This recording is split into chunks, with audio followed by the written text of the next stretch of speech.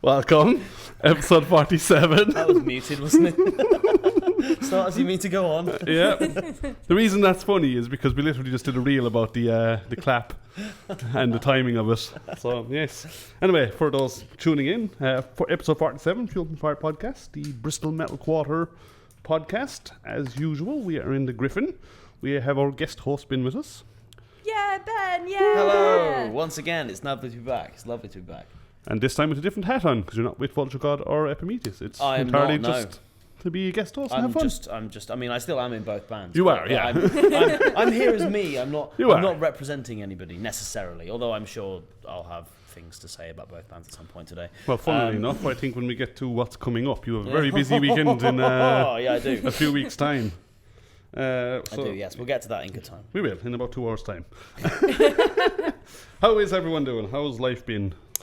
It's been good. I've been shattered this week because I got back from Desert Fest. Oh, nice. Which was great. And also, I mean, to talk about not metal for a second, Arsenal won the fucking league. Arsenal won the Premier League, which was the best thing ever. Nice. That might have been slightly to do with why I've dyed my hair red. I might have made the mistake of going to the guy that cuts my hair while the final game of the season... Well, not the final game, but the game where Man City drew with Bournemouth and we won the league as a result. Oh, were you playing? Were you on the pitch? No, I wasn't, but I'm Who's the referee? I am intrinsically involved with the goings on at the football club. Oh, look, if I was a footballer, I'd just kick the ball into the goal, to be honest. But and the guy that cuts my hair was like, "Go on, dye it red for Arsenal." But what if they And I was lose? like, oh, what a good idea! Yeah, I think that's they a great only idea. won because you dyed your They hair. must have done. The red mark's a good look, though. It's good. Suits Thank you.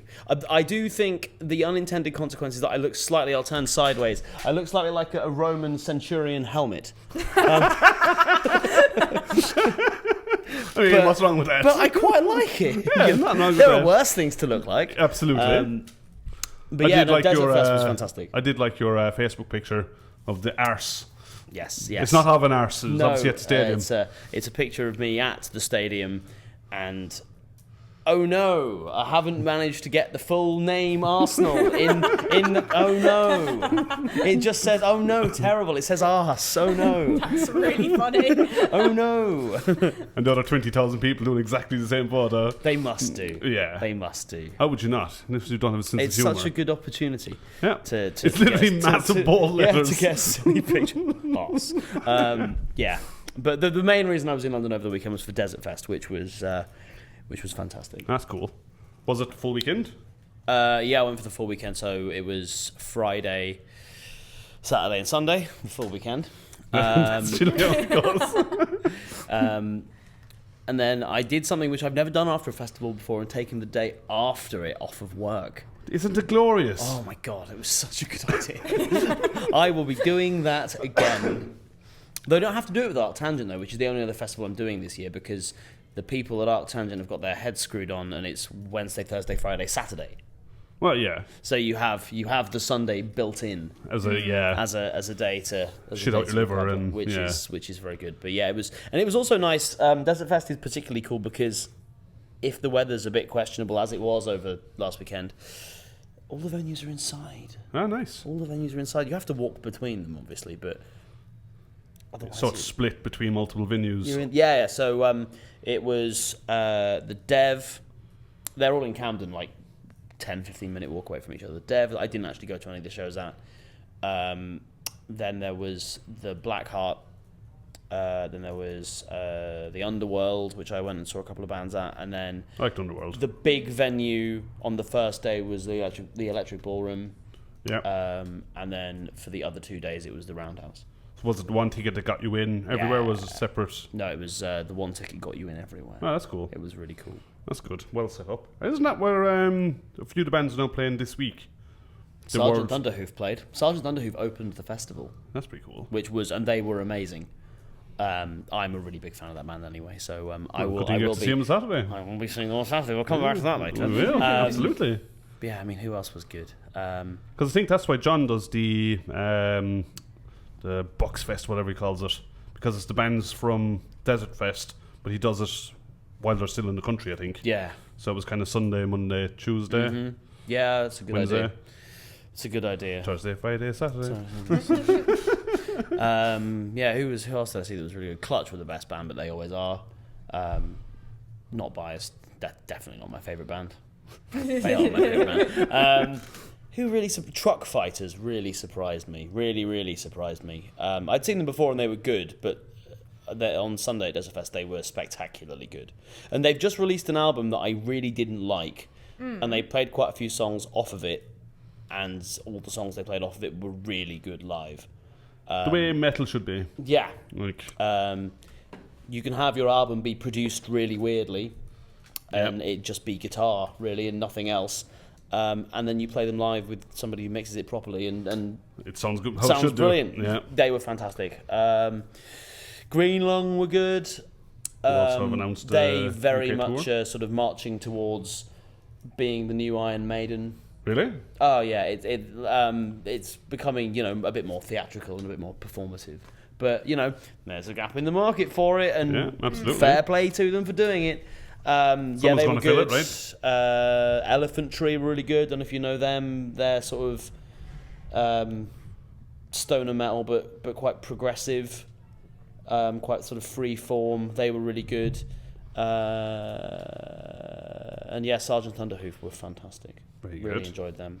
Looking forward to seeing them on Saturday. And everyone else, come down to Temple of Doom.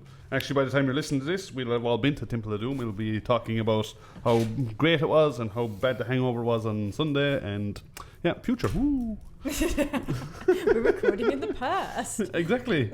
Jen, how's your week been? Yeah, all right. Not a lot to report. Went to some gigs. Yeah. We all went to some gigs. We did.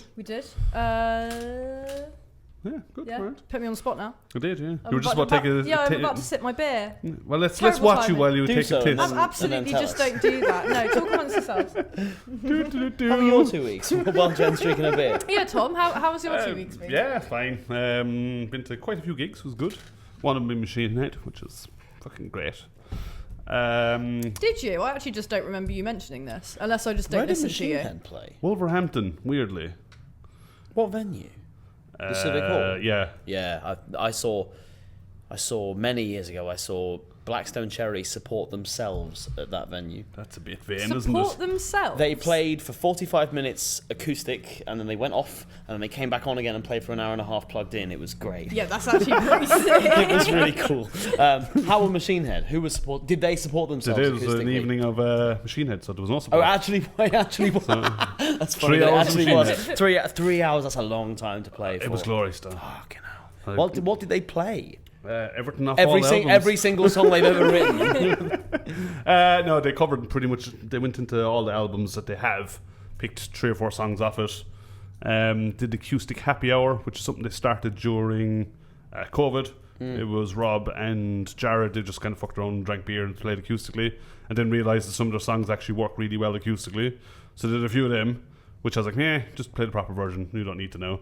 But I thought it was kind of nice touch that they were like, it's a bit of a throwback, like, Yeah, I mean, like Led Zeppelin used to do that on their tours when they would play for 3 hours, and it was like they'll just do like 45 minutes just randomly in the middle of the set when they sit on the front of the stage and play acoustic guitars, and John Paul Jones would put the bass down and pick up a mandolin, and it's cool that that's kind of there are some bands that are bringing that back a little bit. Is yeah, great. they're just actually having a bit of fun, and that was exactly what happened. So like Rob was one stage, he was talking, he was like, we definitely played here before and we supported Slayer. And he just started saying, he's just saying, like, as I walked in, I can remember hearing him play South of Heaven just as a warm-up kind of thing. And he started playing it then. He's like, that's such a fucking good riff. Like, you're such a metalhead. But then, like, he did an Aussie one as well. I can't remember why. There was a fellow wearing an Aussie t-shirt that inspired him. But anyway, he started doing Crazy Train.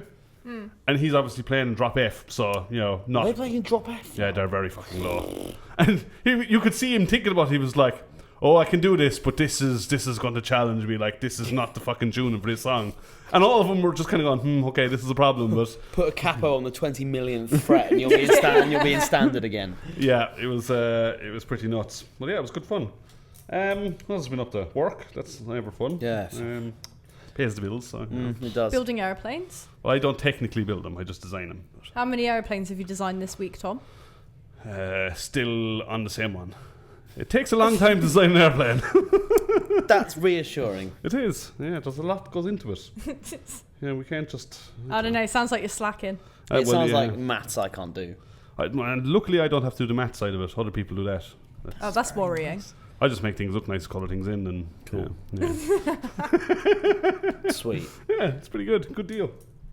What have we people been listening to? Anything fun? What have I been listening to?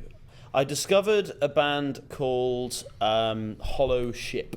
Who That rings a bell. I think they're Swedish. They're like a stoner rock band, but the production is quite lo-fi, so it almost sounds like Mac DeMarco covering King Gizzard and the Wizard Lizard.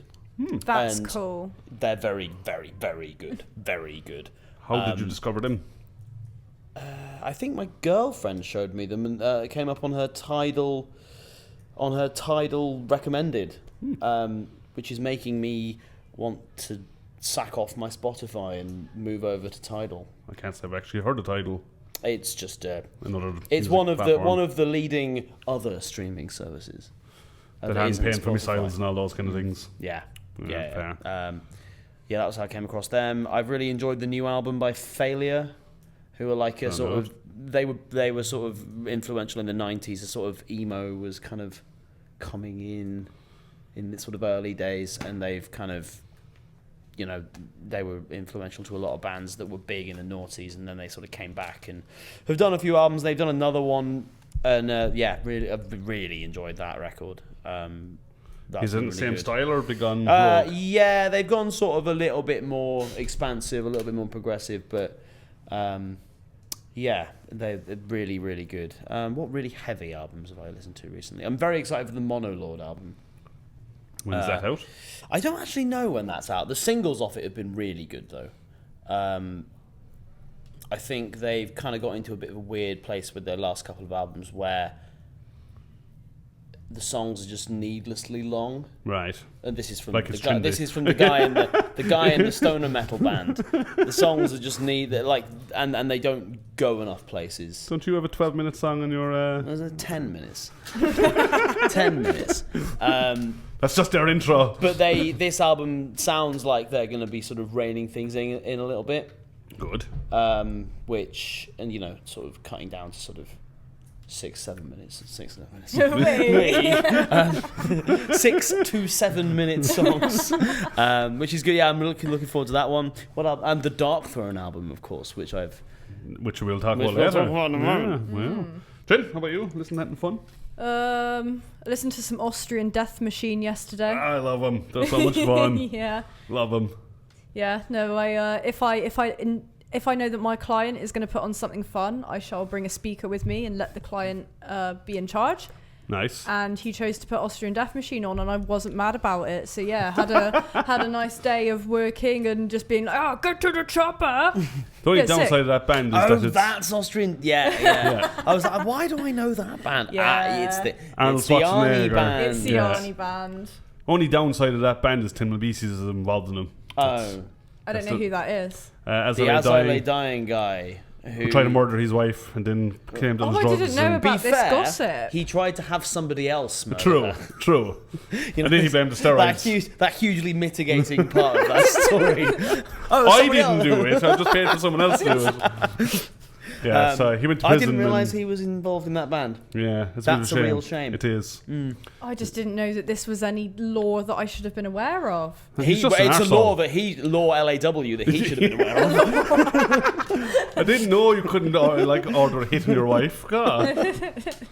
Yeah, he blamed the steroids because he's huge biceps. How is he involved in them? I think he's one of the main writers. That's a shame. I think musically he's one of the main people behind it. Ah. But other than that, they're excellent band. They're genuinely quite fun. Yeah.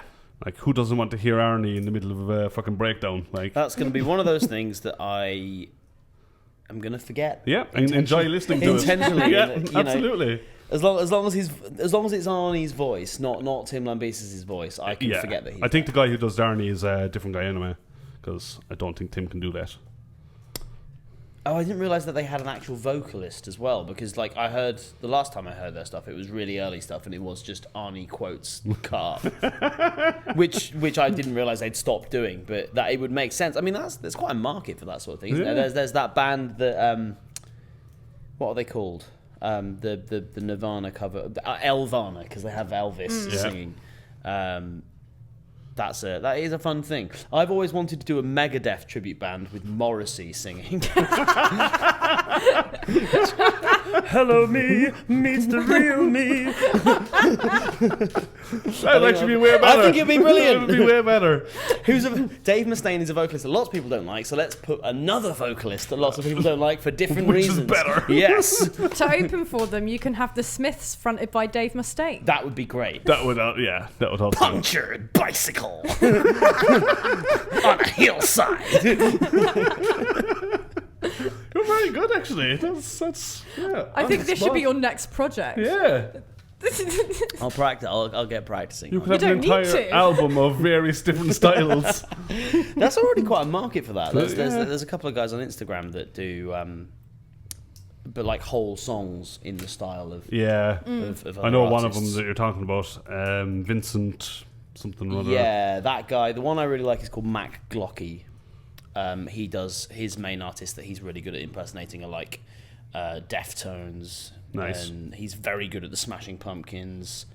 And for an American, he's very good at impersonating the singer of the Arctic Monkeys. But like the more so like the AM era, like croony Alex Turner, is that his name? Yeah, Alex Turner. That kind of Arctic Monkeys, rather than like the angry, shouty Alex Turner that most British people know from the early albums. I wish I knew the difference because I don't know enough Arctic Monkeys. They're not metal. Let's get back on. Exactly. Let's get back on track. God, we're gonna have to Let's get bring back up on Wix track. or Let's something get back for you. on track. Yeah, man. What I've been listening to, I've gone down my classic album route again. Two of them, in fact. Ooh. So one that everyone should know, and if you don't, go listen to it. Fucking great album. Holy Diver by Dio. That's a banger album. Fucking great album. That's an excellent album. It's one of those that when you put it on, you kind of forgot what songs are on it until you hear it, and then you kind of dance around the kitchen going, oh yeah, this is on it. Fucking It's great. banger after banger. Stand Up It and is. Shouts on that record. It is, yeah. Rainbow in the Dark, is that on? Yeah. Yeah. Obviously, Holy Diver. Holy Diver is so good. Yeah. What other songs are on that album? There's about 5 others. Tarot Woman on that one? I don't think Tara Woman is on that one. What one's that one?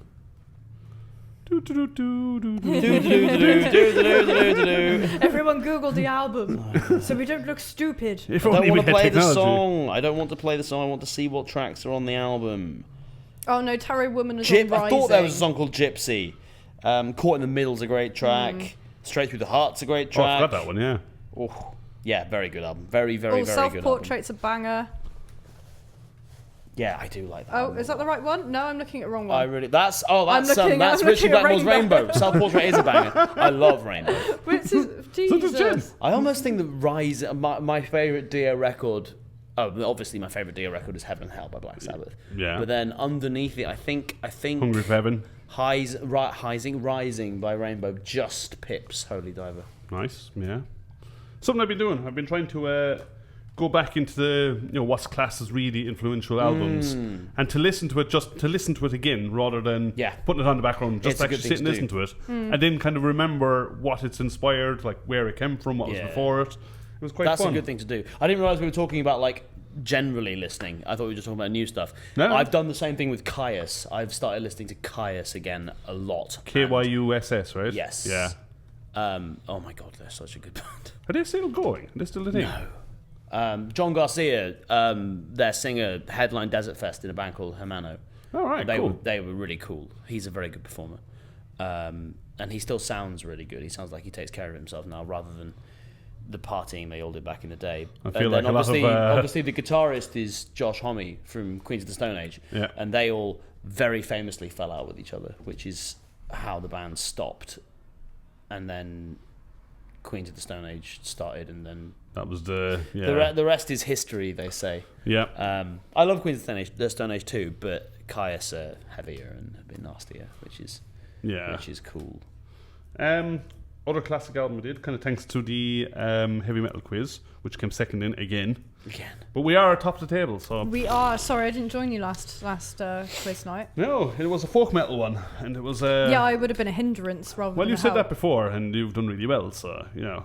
I would have been a hindrance with folk metal. I thought I would be, and I actually know way more folk than I thought I did, to be honest. It's nice, isn't it? It makes you feel like, oh, maybe I do know what I'm talking Yeah, about. Like, exactly. I'm actually not as stupid. If only as we I had a thought. podcast where we talk about If metal. only. Yeah, If but I only. feel like I sound stupid on the podcast, and then at the No. quiz I was like, oh god, actually. You What came was up the with album? some. It was Skyclad, The Wayward Sons of Mother Earth, which is the That's first a one. very folk metal album. It is classed as the beginning of folk metal. It is one of the first albums to define it. What year was Even that? though it's rooted heavily in trash. Was that like the 91. late 80s? 91. Right, 91. okay.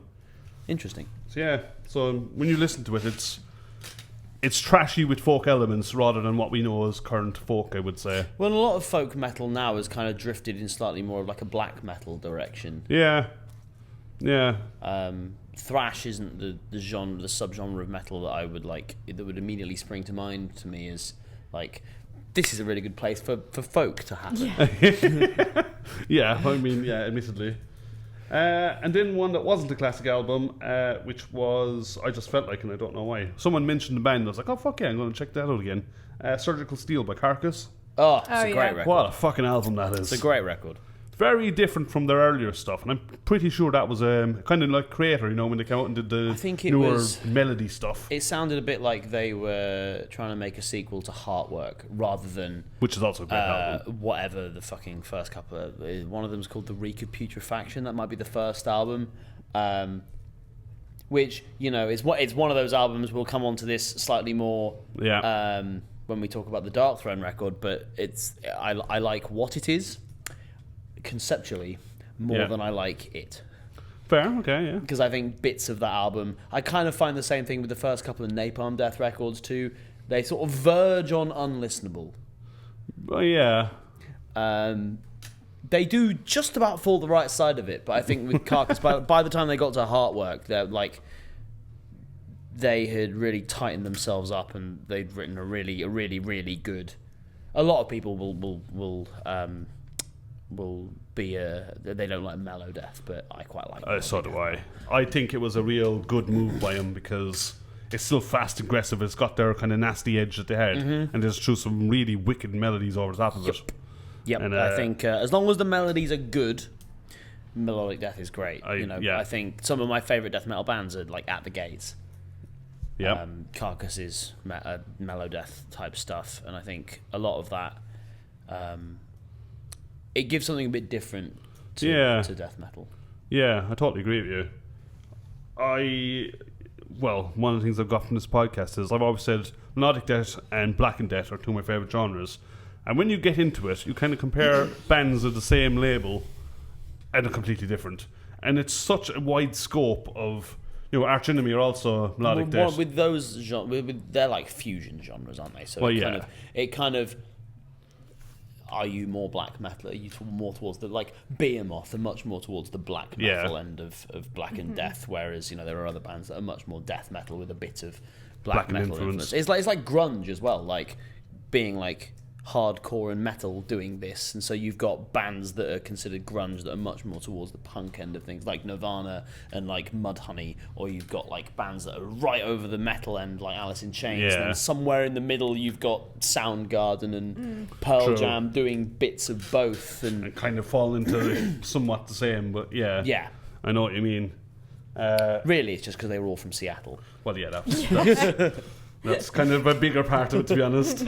Kind of like new metal. It was kind of like, we don't know how to describe you, so you're new. So No. Slipknot and Linkin Park do not sound the same. Well, yeah, new. No metal. Yeah, that's a kick-ass album. The song, I can't remember what it's called, where they count the numbers.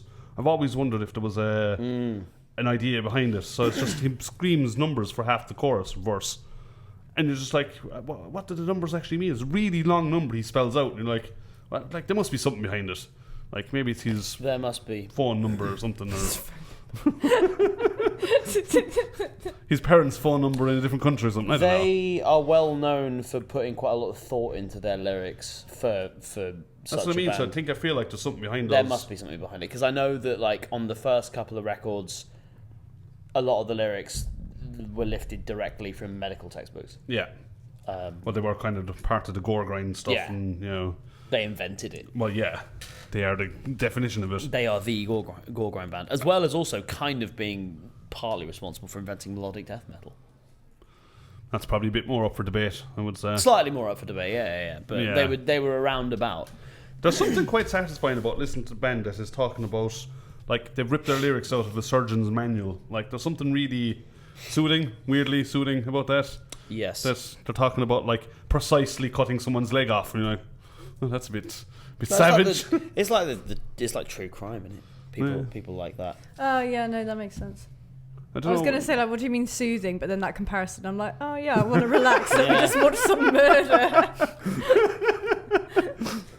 Nothing like a bit of murder to see your evening through, I guess. Yeah. For sure. Yeah, for sure.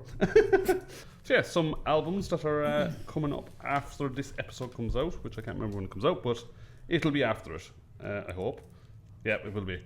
First one I came across was Dimmu Borgir's new one, Grand Serpent Rising, Oh, nice. which I'm kind of looking forward to. They haven't been Yeah. around in quite a while. They haven't been relevant in a long time.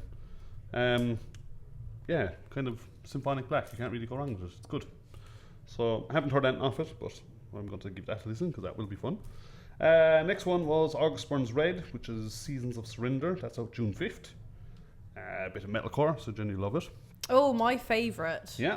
And then another notable one is Converge's new one, Oh yeah. Oh. which is Hum of Hurt, it's called. That's also out June 5th. And, Fifth. 5th? Fifth. Is that another one I can't say? Yeah. I'm hoping that they look backwards and go a bit jazzy again. Really? I really like Jane Doe and that era of Converge where it is very sort of Yeah. chaotic and quite not. They're not playing jazz, but it is quite A bit jazzy. jazzy. It is jazzy feeling. Jazz hands. Yeah, I don't know which way they're going with it. It could be any option really on them.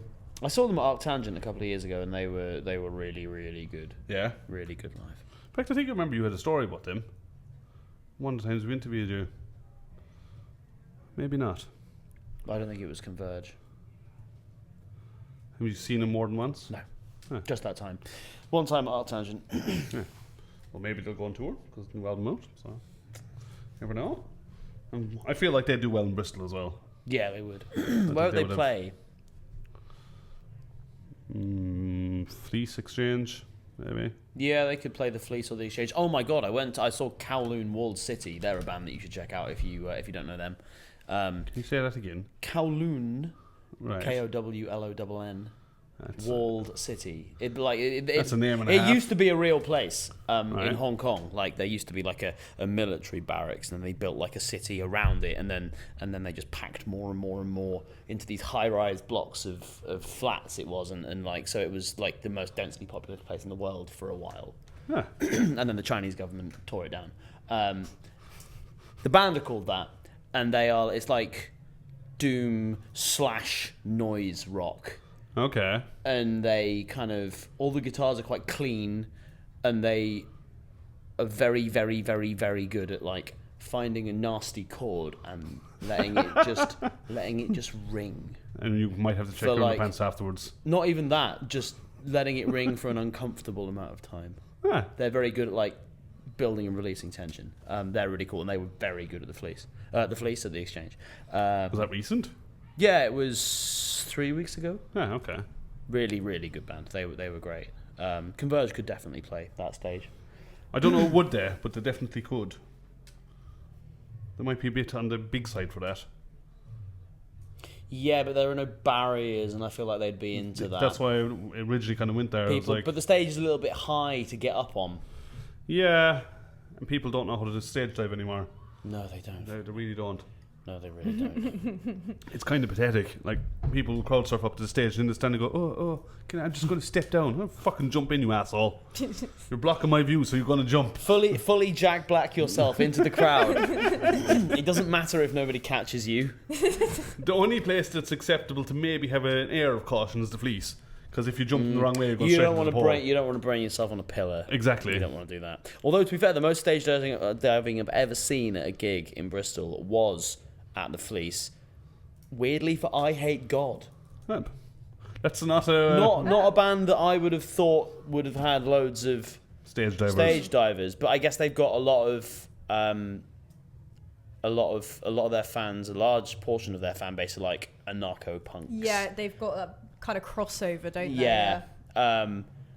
And would you believe it was all of them who were stage diving, not the Doom guys that were just there like, Yeah, funny that. Mind blown. I would have never known that. It was the same sort of 7 or 8 people. They were doing it constantly, and you could tell that even by the end of it, even the singer of the band was getting slightly annoyed with them. Stand up here again, I'm going to knock you out.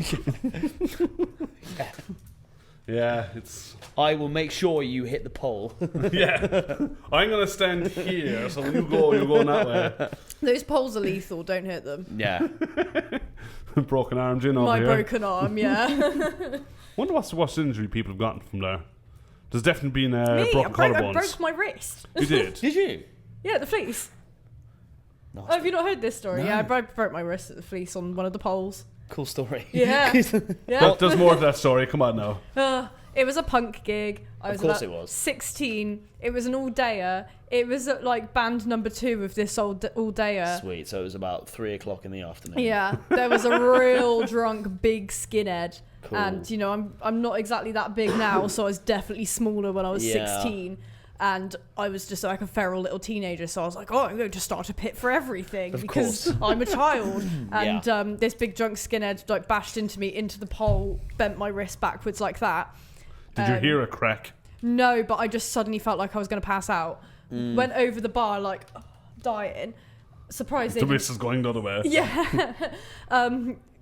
I had 2 t-shirts on, as you do for some As you reason, do. but very Yeah. luckily because I made one of them into a sling and stayed for the rest of the gig. That's pretty hardcore, to be fair. Yeah, I used to be badass. I used to be fucking hard as nails, mate. Amazing. Amazing. I've definitely seen a fella crack his ankle, but that was just he fell off the stage. And Oh. I've seen a fella go shoulder first into it, and then he very quickly left. I was like, "Ooh, I think you may have broken collarbone." Yeah, That's- probably. Yeah, this is why when I do go into the crowd at Vulture God gigs, I'm not stage diving my way in there. I will get sensibly onto and off of the stage. You need to get to a point where you can just lie back and people will just carry you around. Yes. That's- One day. Yeah, that's going to One happen. day. One I day. like it. Shall we go on to some metal news? What's Yeah. going on in the world? Ooh, Tom's News Corner. What's going on? Static X have cancelled all the remaining 2026 tour. Oh, that's Serious sad. medical issues. They Oh, haven't said no. what. They just said That's not good then. no. There was literally nothing on it. It's just they've cancelled everything. Dope have also stopped. So presumably it's The guy. Zero. But I don't know what his actual name is. Wayne? Is that his name? Well, that was original. Oh, He might as yeah, well yeah, be yeah. Wayne, right? Well, yeah. But yeah, everyone knows that Zero is the guy from Dope. Yeah. So I'm guessing it's him because they've also cancelled. So Oh, that's so sad. that Wish sounds him, serious. Wish him 'cause- well. Yeah. Yeah. Yeah, I saw that they pulled out of download and that they've got Creeper to do a second set, That's a bit disappointing. which is a little bit of a shame. I mean, it's cool for them. Well, yeah. And for those that are Like a fan Creeper. of them, but Of all the bands out there there, are though. so many bands around, Yeah. and many of them I'm sure would be itching to play download. Yeah. You'd literally just have to send out a request out to all the Yeah. promoters. Go, we have this slot available on this day. Who wants it? And see And who you'd comes be back. able to find somebody, I'm sure. Absolutely. Even if it means that you have to like bump everybody else up the bill and stick somebody smaller on like first. Yeah. That's still a good thing. It's still good. Yeah. But yeah, good day for Creeper fans, bad day for fans of Static X and Yeah. for Dope. Yeah. Wish him well. What's next? Next, Anthrax are back doing Anthrax things. They've released a song. Which singer do they have this time? Joey Belladonna. Excellent. I think So he's been with them for a while now. I think he's the best one. Yeah, I quite like the fella that did Safe Home. Is that John Bush? Yes. Quite liked his stuff too. There was another one as well There's who been a I didn't few. like as much. I mean, Joey Belladonna is kind of one of the longest singers. He's their best singer, I think. Yeah. And he's got a new lease of life as well. He sounds much better now that he's aging. Yeah. I don't know if he's getting lessons or I don't know what, but he just sounds better. Yeah, he does. I mean, same thing happened with James Hetfield, right? Yeah. He sounded crap when he was younger. And now he sounds much better. Oh, and then he came into... James Hetfield's sort of gone like this. Yeah. And then back up, and he's gone back down again. Starting to drop off again a little bit. But yeah. Smoking cigars to do that to you, I suppose. It will. Yeah, the song is called It's For The Kids. And the video for it is kind of fun. It kind of starts somewhat in a sane asylum. But everyone is kind of old and decrepit, which is kind of fitting. Does not already have a song about Madhouse? Yeah, Madhouse. Yes. Yeah. So I think it's a bit of a throwback, kind of on brand for them. Yeah. Yeah. Cool. Bit of a throwback, and the fact that everyone inside there is old, and then the song is for the kids. You're like, well, these guys were probably kids when they first found you, so it's kind of fitting. That's cool. I always have enjoyed seeing Anthrax live. Yeah. I would see them live again, given the opportunity. I am exactly the same. I've seen them loads of times, and they never disappoint. Like, you know what you're going to get with them. They're always come out. They're always full of beans. Scott Ian is a total fucking legend. Like, he's just on having the best day ever. Amazing performer. And it's just like he'd do that again tomorrow, and he'll play again that day or whatever. You know, he just. Who plays the other guitar in them now? I don't know. Some bloke. It was because the last time I saw them, they had the guy from Volbeat. Yeah, he's not with them anymore. No, he hasn't been with them for a while. No. I just don't know who they've replaced him with. Yeah, one of the best bills I've ever seen was at the Beacon, in like 2012 maybe. Motorhead had Anthrax as support. Oh, that's cool. Nice. He was somebody who got better with age. Yeah, His absolutely. voice got better with age. Maybe smoking's a good thing for you. Who knows? Smoking and whiskey? I don't know. What's next on the news? On that though, like I imagine again, kind of with the whole Scotty and energy thing, that opening for Motorhead would have been a dream come true for him. Oh yeah, like, and I think they all said many times, like, "Oh, we're here for Motorhead. Motorhead are here. I have a fucking patch. We're fucking supporting Motorhead." Yeah, I kind of get that vibe off him. Have you ever seen the video of Scott Ian doing the it's the guitar virtuosa school thing, and they basically all start playing a song. I can't remember what it's called. It's quite a relatively simplistic song, and there's about 7 or 8 like really exceptional guitar players. And Scott Ian walks in and he's just amazed, and everyone's just looking at him. He's just like, "Oh my god, look at the level of guitar player that's here." He's like, "You are also a very good guitar player. Like, you know, you can chill." He's a rare breed of guitarist that has managed to be like the most famous guitarist in his band, but only being a rhythm guitarist. Yeah, I don't think I don't remember ever seeing him play a solo. he does some of them. But he's always so, as a rhythm player, he's always so on it, and his playing is so distinctive. Absolutely. Yeah, they're a class band. They are. I liked him much more live the first time I saw him than I thought I was going to, and then every time I saw him again, I was like, "This is great." Yeah, there's just nothing wrong with it. Song-wise, it's it's like new age trash. It's very Anthrax. Yeah, if you like Anthrax, you're gonna like it. Will be just fine to listen to. Exactly. You'll have fun listening to it. Another positive note, even though it was a bit silly when you actually look at it.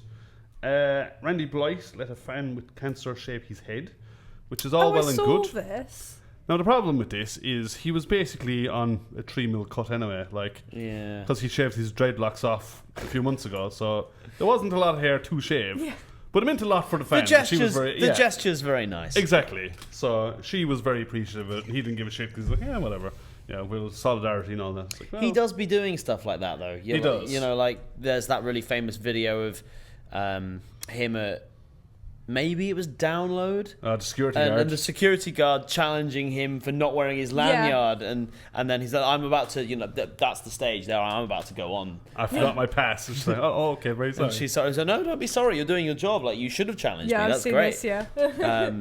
That came up cool. Shortly afterwards, because the same one was doing security at a normal show, and people spotted her, and basically just started chanting, typical metal. I was like, yes, it's her. He's like, yeah, he's doing a job. I have a lot of time for Randy Blythe. He's a very down-to-earth kind of guy. Yeah. I'd like to sit. I would say I have beer with him, but I don't think he drinks anymore. Have a coffee with him. Have a coffee with him. Have a coffee with him. Although maybe he doesn't do that anymore because that's not so good for your voice. Maybe. Well, I mean, he drank some tea with David, so Oh, that's true. yeah. I love that David just drops that in every now and again. Yeah, just like this one time that Randy Blythe came for tea.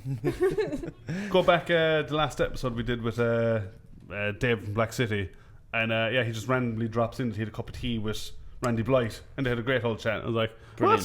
what? Okay, Brilliant. cool. Yeah, great. I would love to have done that also. That would have been awesome. Yeah. He does come across as somebody who would be quite good to talk to. Yeah, I think there's no bullshit about him, and he just, Also just able to have a conversation. Well, yeah, it's... Randy, when you listen to this, we'd love to have you on. Yes. I will buy you a beer of the finest that we have to offer here, and I will drink it because you won't. Anyway, we'll have a good chat. We'll do that instead. Clip that. As I said it, I was like, I literally just said he doesn't drink anymore. Well, I'll have a beer and you can have a nice cup of tea. How about that? English do tea well, apparently. They Irish do. do better. But, this fucking wacky flavours nonsense. Yeah, wacky flavours, no. Yeah, fucking putting spearmint or some shit in your tea. You're like, what? Some petals or... We're talking to someone who does not drink tea, so... rightly so. Tea's overrated. Anyway, before I get banned or cancelled, on the Randy note, even though he had very short hair when they shaved it, he, with a full bald head, he's proper intimidating looking. Like, he is... Does he have his beard at the minute? See if his beard... No. Oh, I can imagine that looking, Pretty sinister. Yeah. Considering the style of Especially when he music screams like he does. Exactly. Well. And the way that he screams as well, because nobody else screams like Randy Blythe. He brings it from his toes. He's got such a... But it's not even that. It's not even the sound of it. It's the diction. Like, you know every single word that he's saying to you. Yeah. Like, what's that in... Laid to Rest, there's that the lyric at the start of the second verse that goes like, I'll chain you to the truth, for the truth shall set you free. Like, if you're in the front row of a gig and Randy Blythe has no hair on his head or face at all, and he makes eye contact with you and he screams that at you, you're gonna be like, oh my god. I need to go have a cup of tea. Sorry, Randy. Yeah, I actually totally agree with you. I've got a really fun dark one. Oh, this is a bit twisted. Where are we going now? Okay. Well, so black metal is going to appear a bit in this episode because I kind of like black metal, but also it'll be relevant later. You'll see why. But this is proper black metal level of fucked up. This is Cool. So obviously they're renowned for its history of burning churches and murdering people and killing each other and themselves and everything else. Mm-hmm. Well, Anders Odin from Cadaver, which is obviously Cadaver with a K. No, Cadaver with a K are the stoner band. But a C is a black metal band. Yes, right.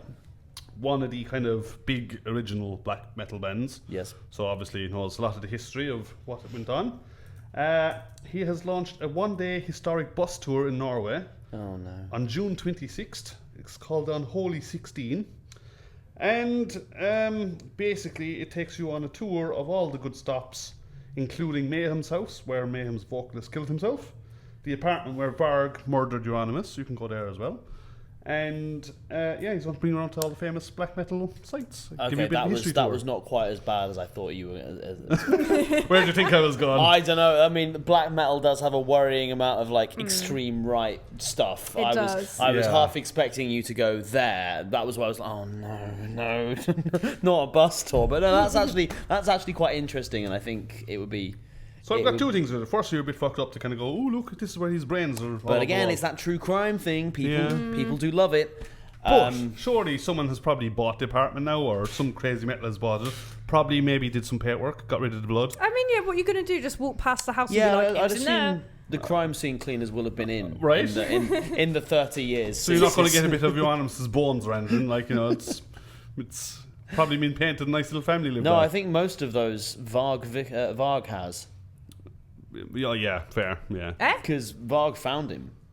And took the picture of him. No, sorry, that's I'm dead. talking about dead, yes. Yeah. Yes, Varg found dead. Took a photo of him. And used it for his album cover. Yeah. And took a And shard. took some bones. As you do. As you do. I guess grief hits people differently. He's a strange man. I don't think Varg is capable of feeling grief. It's bad that he's out of prison now, isn't he? He's kind of relevant again. He is. He's got a new name. I can't remember what it is. He had a YouTube channel. It got banned multiple times. Not surprising. Yeah. Disturbingly, I was doing a bit of research on Darkthrone, which we'll again talk about later. It's the album that we're doing. He's actually quoted as writing some of the lyrics on some of the middle albums that Darkthrone did, which kind of put me off him a little bit. That makes sense. But then in one of the leaflets, I think is a Panzerhorst, he's got Norwegian words, which basically is Norwegian Aryan black metal is what translates to. You're like, oh, Brilliant. this is a Good. horrible human being. He is vile. Really, really horrible bloke. I'm surprised someone hasn't killed him time yet. has done nothing. He probably, for him. it's like that should have fucked him up less. He has had no rehabilitation. The man is still. I think he's genuinely evil. Yeah. I'm surprised no one's had a crack at him, really. Well, he's in like witness protection now. Not that he gives a shit because he keeps uploading shit to YouTube. Hi, I'm in this house by the bar over the road. He lives in the south of People France. geolo. Someone's married him and had children with him. Oh, God. I know. Oh, God. Bizarre. Yeah. God is not welcome in that house. I don't condone Varg. I just wrote an essay on him a few years ago, so this is why I know so Yeah, much. you do know a suspicious amount about I do him. know suspicious. Just every night reading It one was and going, all oh my God, look at all the research. stuff he's done. I got a first in my essay, by the way. Did the tutor know who Varg was? No, they actually had no idea. I Well, remember hopefully having they a would have done by the one-to-one. end of reading the essay. By the end of reading, I'm sure they knew plenty. I needed therapy. Yeah. Okay, we've given you Yeah, an aid. Let he's, us never read that again. Yeah, he's a messed up individual. But yeah, there's apparently 4 seats gone on that bus tour, so there's 12 left. So I've got 3 Oh, tickets. it's How many do you want? happening on one occasion. Yeah, He's doing 26th of June. One bus. Wow. Oh. And it's called Unholy 16 because there's 16 spaces in How, the bus. how much is he charging for this? This is such a bizarre. just to do one, and clearly it's not an actual bus. It's very people clearly carrier. a mini bus. Yeah, what a weird. Yeah, that's going to be a weird. Everyone getting, oh my God, it's great to like be in this fucked up mom van. With like how many fucking nerds there are in black metal, I'm surprised that there's still 3 tickets left. You know there's some dickhead No, who's going there's to get like... 12 tickets left. Oh, there's 12 left. I said I have 3 of the 4 that sold. I don't, obviously. I don't know, I'm just surprised there's not like, you know, some people Yeah. really like black metal, Some you people know? really do.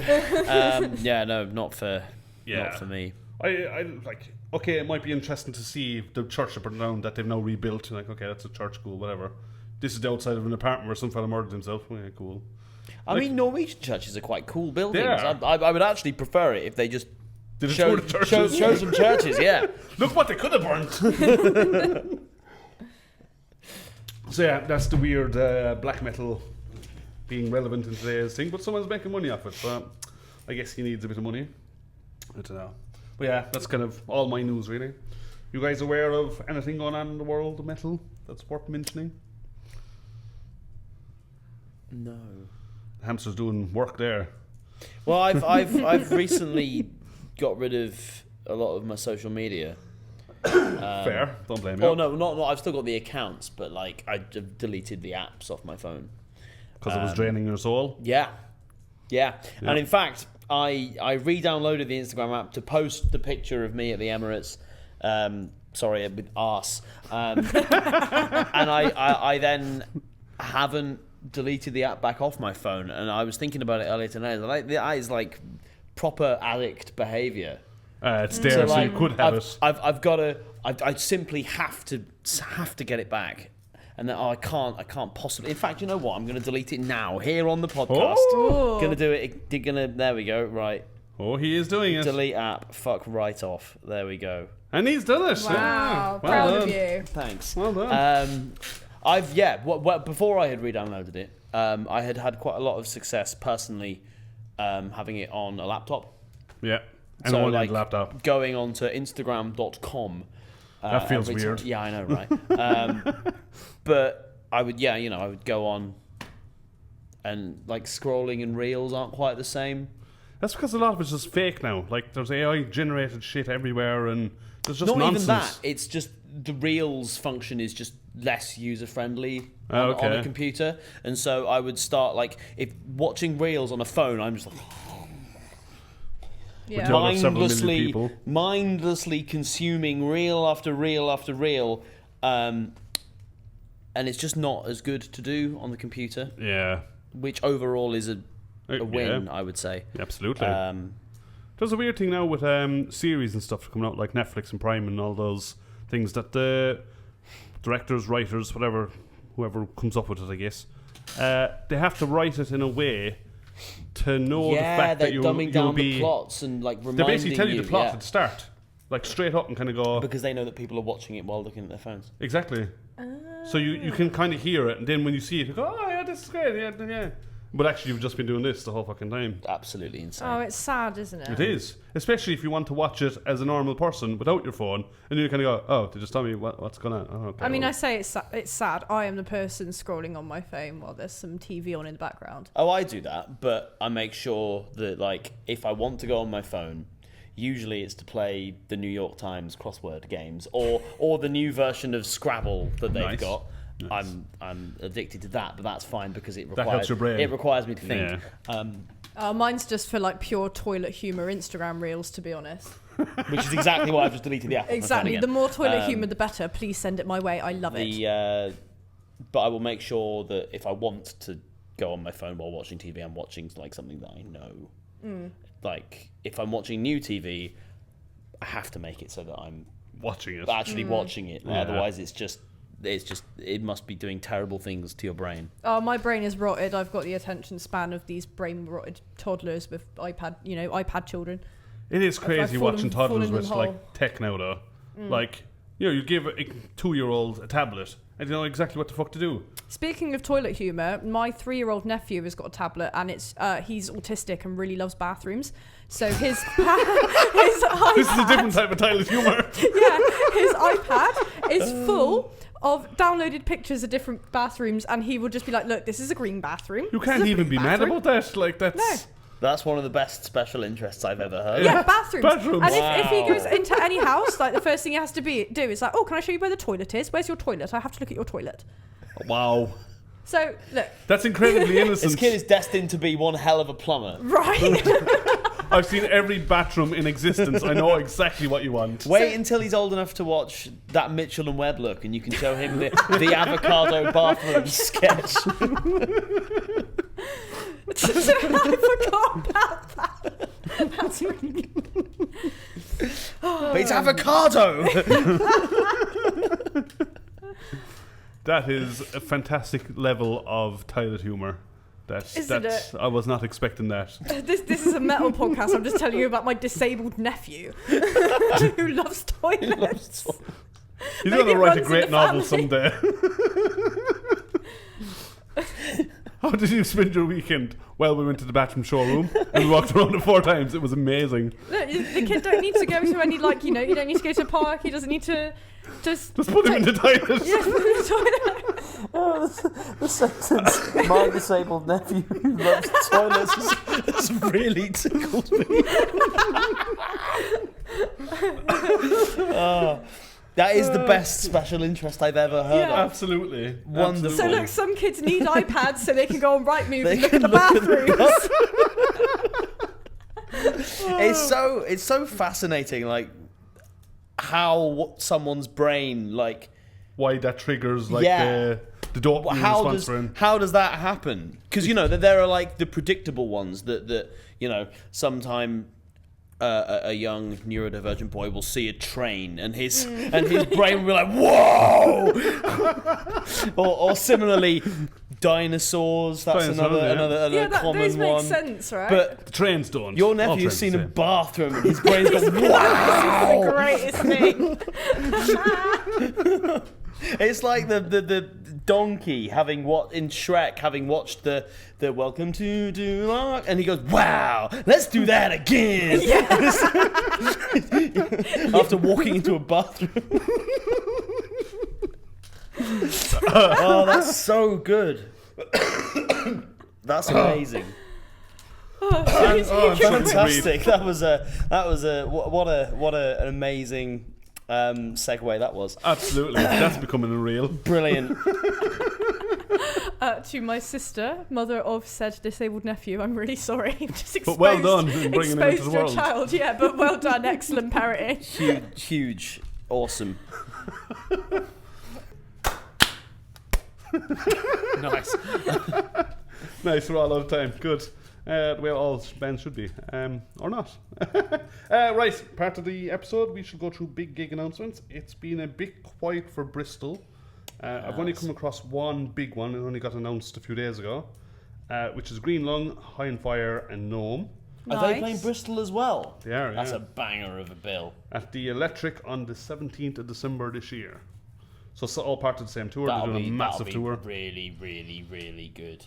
I saw all three of. I didn't see High on Fire weren't there, but I saw.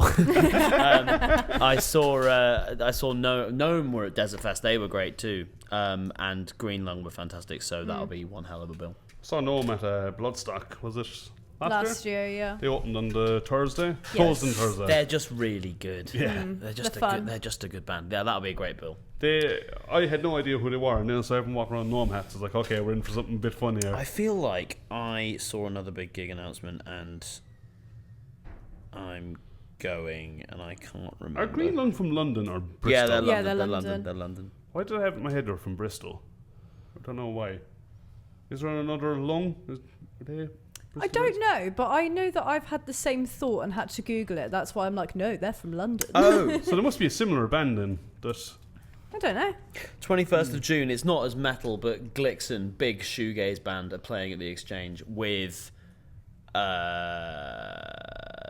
maybe Trauma Ray, another really big shoegaze band. That'll be a great show. that's right up your alley. It's right up my alley. Yeah. Did I find anything else? There's a few big ones being announced, but not Bristol again. For some reason, Yeah. Bristol seems to be ignored. So Oh, boo. yeah, we seem to have fallen off the radar for some reason. So Black Label Society, they're doing Tour UK next week. Yeah. They're doing Southampton, like Glasgow, London, like, and you're like, what about us? Like, we're here. Southampton's a weird place to go. Yeah, it's shit all. I mean, I enjoyed it when we played there on the Epimitheus tour, but I don't know why you go there and not go to Bristol. Yeah, it kind of feels like. I mean, Bristol's Bristol been is in forgotten a bit of a weird spot, particularly for bands the size of Black Label Society, because like there's no in between. Like you've got the Fleece that's got about a 400 cap, about. Yeah, and then you've got there's a big gap between that and like the Exchange has got like 250. Electric is a few thousand. Electric is about 12, 13, I think. Okay, Don't quote me. and O2. And then the O2 is 16. Yeah, And then you don't have anything else above that until Ashton Gate. Or the and so Beacon. you're not playing, so, the size of, you've got, there is nothing for a band that could play the O2 like Clutch. yeah. I've seen play at the O2. And then there's nothing, like, in between Clutch and, like, Rod Stewart. There's no in between. Well, hopefully the arena will sort that. So Hopefully the arena will sort that. I'm but, one of the very few people that are very excited about that because A, I live near it. B, Are they actually doing it now? Yeah, I work on the That's site good. where it's been done. So they've knocked the entire hangar where the Concorde was built. They've kept the main part of the hangar, which is currently just all the metalwork, the bones of it. But for me, it's going to be fantastic because they're building a train station literally across the road from it. The line's already there, just putting the station up. So what it means is I can go to work, I can park my car at work, not worry about parking anywhere weird because it's a fucking secure site. I can go across their Vinci building bars and everything else there. Get have your a few drinks in, beers. go on the train home and get the train back into work. That's Exactly. brilliant. That's amazing. It's going to be fucking fantastic. That is great. That is good. So I'm really looking forward to the It arena. is a bit And of a it plugs shame the hole. though that they're not going to build it in the centre like they were going to. I think it's better where it is for one reason. It's well connected. Like you can get to it very easy. They're now putting the train line in. Yeah. There's a load of parking around there. You've multiple train stations in your vicinity. You've 3 motorways next to it. I mean, it's Getting not into the that centre of- dissimilar to Birmingham with, The NEC. yeah. But also Bristol's transport is just shocking, so I'm really doubtful of it. Yeah. So apparently there's going to be new metro lines going in, there's new stations going in that will connect it directly to They the are centre. doing a lot with trains around here actually at the minute because they're building a line out to Portishead. There, yeah. Well, Portishead? they've been That's a bit posh. supposedly Well, because I'm living with my family at the minute, so I'm saving. On a boat, motherfucker. saving. Hopefully this year is the year that I will buy a house. Nice. Which won't be in Portishead, because I could not afford one in Portishead. Well, to be fair, there are some cheaper ones, but like even so, it's too far away from Bristol. Yeah. That was my problem when I bought my house. It's too far away from Bristol. And it's not convenient to get into the centre. When they build the train, it might be though. Slightly better. But yeah, I mean, anyway, this is a metal podcast. It's not a real estate podcast. Reminds me of your trip where he ends up in like Bratislava or something. He's like, "Oh, when's the train coming?" He's like, "Oh, the train, yes, it's coming soon. We're building it now." I love that scene. Conceptually, it is on its way. Yeah, it's not started yet, but it will get here. But getting back to the metal, so big gigs that will fill the green hole. lung. That will fill the hole. Because it's a 20,000 capacity max, which they won't do. I think their plan is to have a kind of like motion where... Imagine having a band the size of Deftones play Bristol. Be class, isn't it? Wouldn't it be so good? It's going to fuck Cardiff, though. It will, but... I have no problem That's with a that. them problem. Yeah, it does sound like a them problem to me. Yeah. It does. The only reason people are currently going is because you've got bigger venues and it's close enough to Bristol, so... I'm not going to miss having to drive that horrible section of motorway as you get the into 50s Cardiff to go to a gig, and you can never do 50 on that bit anyway because it's always chocker. Absolutely. Yeah, and those signs are really insulting. It's like, oh, you can do 50. Can I? Cunt. Build the arena. Do it now. There we go. Do it you. now. Good Now Andy this minute, reference. please. Yeah, the sooner the better. So yeah, that's the only big gig I'm aware of. That's in Bristol at least. There's quite a few dotted around the country, but there's no point in us just yet talking about Manchester and places like that because we haven't franchised. So Not quite. and I'd have to be everywhere, and then that becomes difficult. Oh, I see you messaged me. Hello. I was pulling out my calendar because the next thing is the local gigs that are coming up. Jen, if you want your one too. Oh yeah, go on. Let's have a look at some local gigs, shall we? Ben, we will swap our phones too, so you can read too. But Jen, do you want the first few from when's this come out? 29th. 29th, yes. So on Friday the 29th, the day this podcast comes out, and you should be listening to it. You can go to Shreddinham's. You can go see Priest Strangler, who Great name. Priest Strangler. Priest I've Strangler. heard of Priest Crippler as well. That's maybe they're like sister bands. maybe they are. Maybe they hold hands and kiss. That sounds great. One's grindcore and the other's first wave of black metal. Yeah, so yeah, they are, according to this, first wave of black metal. Cool. We've got, I still don't know how to pronounce this, Zenz, N-Z-E-N-Z, who are Bristol black and punk. Cool. We also have Damnator, who are thrash. Also on Friday the 29th at Cafe Kino, you can go see Prodigal. Oh. They're new metal. Fanchon, who are post-grunge. Indecision, who are emo. And Ava, who are alt-rock. Bit of a different night going on there, but that will interest some people. Ben, do you want next one for the 30th? For the 30th, we have where? Moore. We have Moore, which I've actually not been to. Have you not? Since it's come back? No. Ah. I thought that Temple of Doom was there. And then I'm glad that I saw I was wrong. So I didn't turn up and be like, hello, where are the Doom bands? But anyway, right, more on May the 30th. We have Nagasaki Sunrise, which is a good band name. They are a crust punk band with Crypt Breaker, black and hardcore. That sounds Bristol. interesting. Necronomicon, who I've played with before, very loud band. They are very loud. Black and punk doom.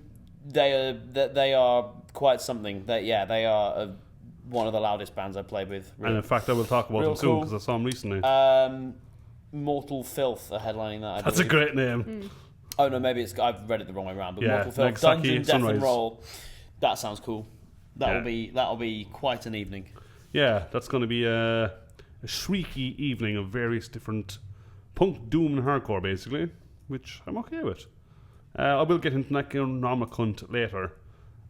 They're actually excellent, and that would make me want to go to that gig because Did you go to the one they played with Phantom Droid? Yeah, here. Yeah. I couldn't go. I was sad. I do love Phantom Droid as well. An interesting band. Very Yeah. interesting. With their guitar player is the bass player of Froglord. Yeah. He's such a good musician. Yeah.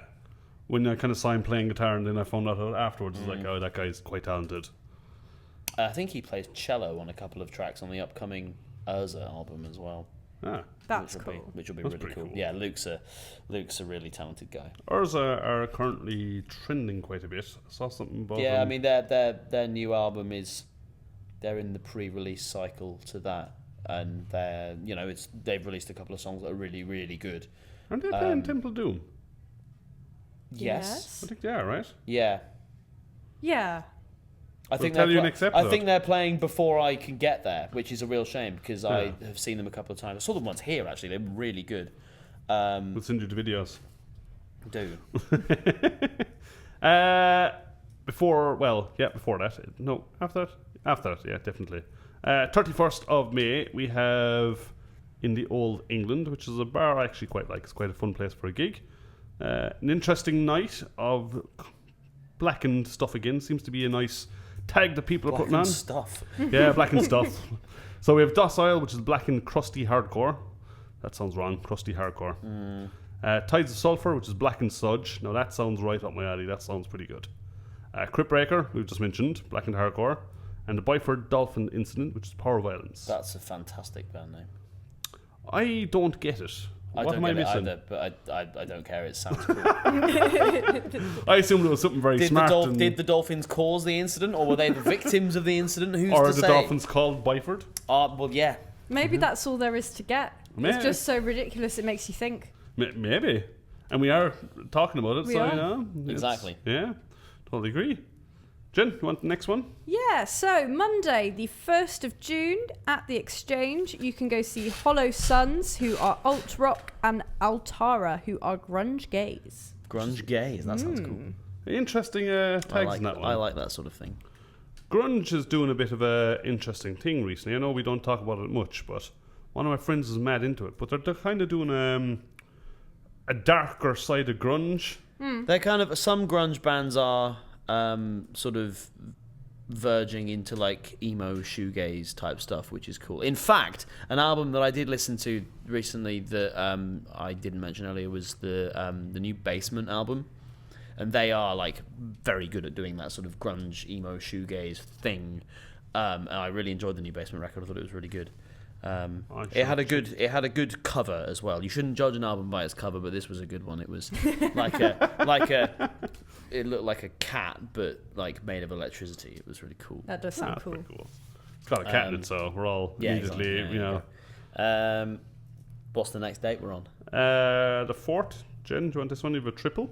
Oh, go on then. So, on Thursday the 4th, at the Croft, you can see Cryptic Shift, who are Death Thrash, Unburier, who are Tech Thrash / Death. I really like Unburier. God, there's a lot of sh sounds in these. Yeah, I was going to names. say, try say that quick. Cryptic Shift. I can't see how you might mispronounce that name at all. Tech Thrash Death. Tech Thrash Death. Tech Thrash / Dash. Or on that same day at More Beer, you can see Suffer, who are Deathcore, Gravery, who are down tempo deathcore. That sounds fun. It does. Sound fun. That's going to make the beer taste good, right? Old Wharf, who are Deathcore / Beatdown, Shade Thrower, that's a great name, That is, yeah. who are Deathcore down tempo, and Override, who are Beatdown hardcore. I want to know what the difference between down tempo deathcore and deathcore down tempo is. I'm not entirely sure. I'll have to go to find out. Yeah, you should know, Tom. You wrote these lists. Yeah. It takes me a while to figure out what the bands are, but yeah. That's going to be a nasty day of breakdowns. That does sound filthy. It does, And then doesn't we're it? on to the 5th next, aren't we? I wonder who could be playing on the 5th. Not just yet. Don't get Yeah, ahead of yourself. wait your You can announce it. turn. Don't worry. You can announce it. Oh, sorry. But also on the 4th of Oh, there's another June gig, right. at the Thekla, A big one, actually. you can see Venom Inc., who are different to just Venom. Can't remember which one. Ask David from Black City. He knows. He'll tell you. they're heavy metal / speed / first wave of black metal. First wave of black metal. They are, yeah. Cool. That's cool. Who are they playing with? They are playing with Devastator, who are... It's a very loud motorbike outside. I hope all of you can hear that. Devastator, who are blackened thrash, and Imperium, who are thrash. That is at Thekla. That sounds delightful. That's a cool show. That's a great day of music, to be fair. You got trash, you have deathcore, you have blackened stuff. Deathcore downtempo and downtempo deathcore. I had this thought a few weeks ago about black trash. Not blackened trash, but black trash. So do they take, like, the one verse is black and then they switch to trash? I don't know. Nor do I. Because if it was blackened trash, I understand what that is. It's trash just with a black influence. Probably the shrieky vocals. Or the tremolo picking. Yeah. I get that. But when they describe themselves as black trash, I don't know is that the same thing or not. Honestly, don't know. I can't remember what band it was neither. I should have gone to see them. But anyway, I did not. I'm sorry. Black trash band. Ben, I think you should have the next one. Do you think I should? I think you should. So, so this is a busy weekend for you. It is a busy weekend for me. So on the 5th of June at the Gryphon here in this very room, you can. I'm actually a bit sad about the other gig that I'm about to announce. Because I would like to see this one. Junkhead, an Alice in Chains tribute. It's really cool. They've got Carmen. So I believe Junkhead are Carmen Field, just playing Alice in Chains tribute, which is cool because Carmen Field are a good band. Oh, cool. Okay. So they're supporting themselves. They're going to play their own. I believe. I'm not sure that it's 100% true. Carmen Field, if it's not actually you doing it, I'm sorry. But I do know that you play a cover of Man in the Box and it's sick. So that could be fun. So maybe they've expanded into a full Alice in Chains tribute set, which would be really cool. I'm very sad that because of the other gig. Why are you sad? Huh? Why might you be sad? I'm sad because I won't be able to go to Junkhead and Carmen Field because at the Croft on the same day you're going to be able to see War Shepherd, a melodic death metal band, supported by Shadow of Icarus, Bristol progressive metal, and who else is there? Some guys called Vulture God. Don't know who they I've are. heard that shit. Yeah, they are. I hear that keyboard player is just an ass. He is an ass. Yeah, he's a dickhead. That's his band, in case you don't know already. Yeah, I'm in the band, and the keyboard player is me. Yes, and you're excellent, and we love we thank you. We are playing at the Croft. Very excited about that one. Can you tell us more about that one, like how that came about, or? War Shepherd, I believe, were on some sort of tour, and they approached us and asked if we wanted to support them, and we said yes. That would be really fun, and that is now what's happening. Do you know Shadow of Icarus? Shadow of Icarus. I've seen them a few times actually. They're really cool. They are. Their music is progressive in a way that I like. What does that mean? I can understand the way the song progresses, as opposed to sometimes bands like Dream Theater. I struggle to understand why all the parts fit together. Okay, I see what you mean. But Shadow of Icarus's music, at least what I got from it, was that it's all sort of developing on itself. Yeah, okay. Tool do the same thing. Yeah, okay. Although Shadow of Icarus are faster and a bit thrashier than Tool, but yeah, their guitarists are really good. They played Metal to the Masses, one of the heats, and they were unfortunate not to get through, I think. Oh, yes, they did, didn't they? That was one that you went there for. Yeah, you were at that one. Yeah, so I'm excited to play with them. That'll be a really cool show. And the Croft's a good venue. I like the Croft. It is cool. I think you should have the next day as well. Do you? How many gigs are there on that day? A lot. Oh my Christ! There are. Right, so maybe start with the big one first because it's an all there. Somebody else do the big one because I don't understand how the thing works, and then I'll do the small ones. So the big one on Friday the 6th of June. Oh, for goodness sake! You're doing this because you just don't want to read it. No, I'm going to read it. I'll do it. It's fine. No, it's too late. You've handed it over. So, Faux Fest 2026 at Shreddenham's. So we have Grove Street, who are hardcore thrash, Peace of Mind, who are hardcore, Defiance, who are hardcore, Perp Walk, who are hardcore, Soul Prison, who are, what do you think they are? Hardcore. Nice. Crossover. Hang on. Oh, sorry, crossover. Overpower, who are not hardcore, they're thrash. Whoa. Jewelers. That's actually a big lineup. It fucking keeps going. Perp Walk are really good. They are. Jewelers, who are hardcore punk, Tempest Fray, who are hardcore, Rad, that's a rad name, bro. Rad, dude. They are crossover thrash, Human Deceit, who are guess. Thrash, crossover thrash, hardcore. Not Without Punishment, who for a little bit of change are metallic hardcore. I'm taking the piss when actually like these are all fucking solid bands. I'm just being a knob. Yeah. So how do I say this? Maelstrom, who are hardcore death. That's the right type of hardcore. Interesting. Raw Conflict, who are hardcore. Monochrome, who actually are just do not fit this bill. They are Not in the ambient slightest. metalcore. They are the softest band there by a country mile. They're a good band to have on that bill, though. Circumvent, who are hardcore, and In Vain, who are hardcore. So if you like hardcore, you would really enjoy this gig. It's a pretty stellar lineup. There's a lot of big names in that. Mm-hmm.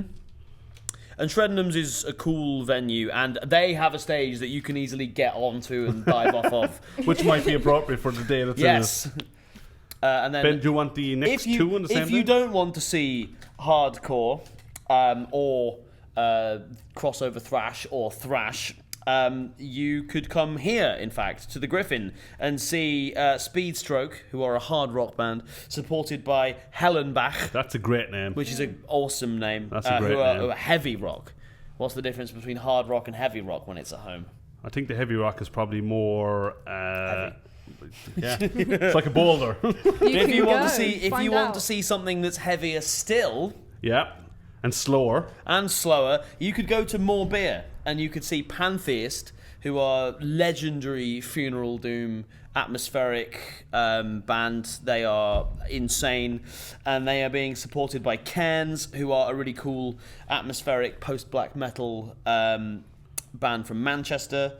And who's the other band? opening that, it's some band called Epimitheus. What's I the name heard of that that? shit too. Psychedelic stoner doom is what we've got here. I would more call it cosmic stoner doom. That's fair. We can edit that. But yeah, I mean, yes, that is. Yeah, I'm playing that day as well. Really, really excited to be on that lineup. Actually, So tell us about that one. So that one is being put on by Bacchus Promotions. Yep. Who are quickly becoming quite a big name in the city. They've put on a load of really good shows with some quite big names. Actually, they put on another doom band called Oryx, who are quite well respected in the scene. Not long ago, I don't know how. I met the guy that runs it I ran into him weirdly at Deftones in Cardiff. As you do. And I had a quick chat with him, but I don't know how he has such a hotline to really quite influential names. Yeah. We're really excited to be part of that one. That's going to be That's gonna be a hell of a weekend for you. Really, yes, it is going to be a really busy weekend for me. Which one came first? Which one was in the diary first for you? Christ, I can't remember now. The Epimitheus one, I think. So it was a stroke of good luck that Vulture God happened to be the next day. Yes. Day before. Yes. I have never been put in a situation where I have had to choose. Yes. And nor would I want to be. You can't do either in that case. And I also have yet to play a bill with Vulture God and Epimitheus on the same bill. Interesting. I did play once. I did play a Murder Hobos Epimitheus double bill once. That was quite good fun. And I did play a bill once in Colour of Bone where I filled in for them on bass on the same bill as Epimitheus, which was lots of fun. Nice. Never Vulture God and Epimitheus. Yet. I see where you're going. I see that. I like it. That's going to be a hell of a weekend. Everyone come down to support Ben in his various bands. Thanks. It's going to be kick-ass nights. Who's up next? Jen? Me? You? It's you, Tom. It's your turn. Sunday the 7th of June. Oh, we have two things on. At Cafe Kino, we have Exhaust. Which They're good. is crossover trash. I like crossover trash, I have to admit. Trash normally I can get a bit bored of. when you kind of add the extra element in, like the hardcore kind of crossover. It removes any pretension, and they just do the thing that's really fun. Exactly.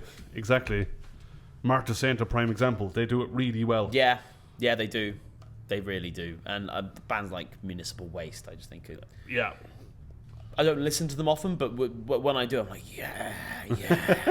And I have never seen them, but would love to see them. Oh, have you not? You should. Yes, I should. You're right. Correct. I really would like to see them. They're being supported by Immortal Rain, which is a Bristol beatdown metalcore, which is right up my alley, and Siphon, which is a good name for a band, which is Bristol based again, crossover groove. So cool. I'm guessing that means.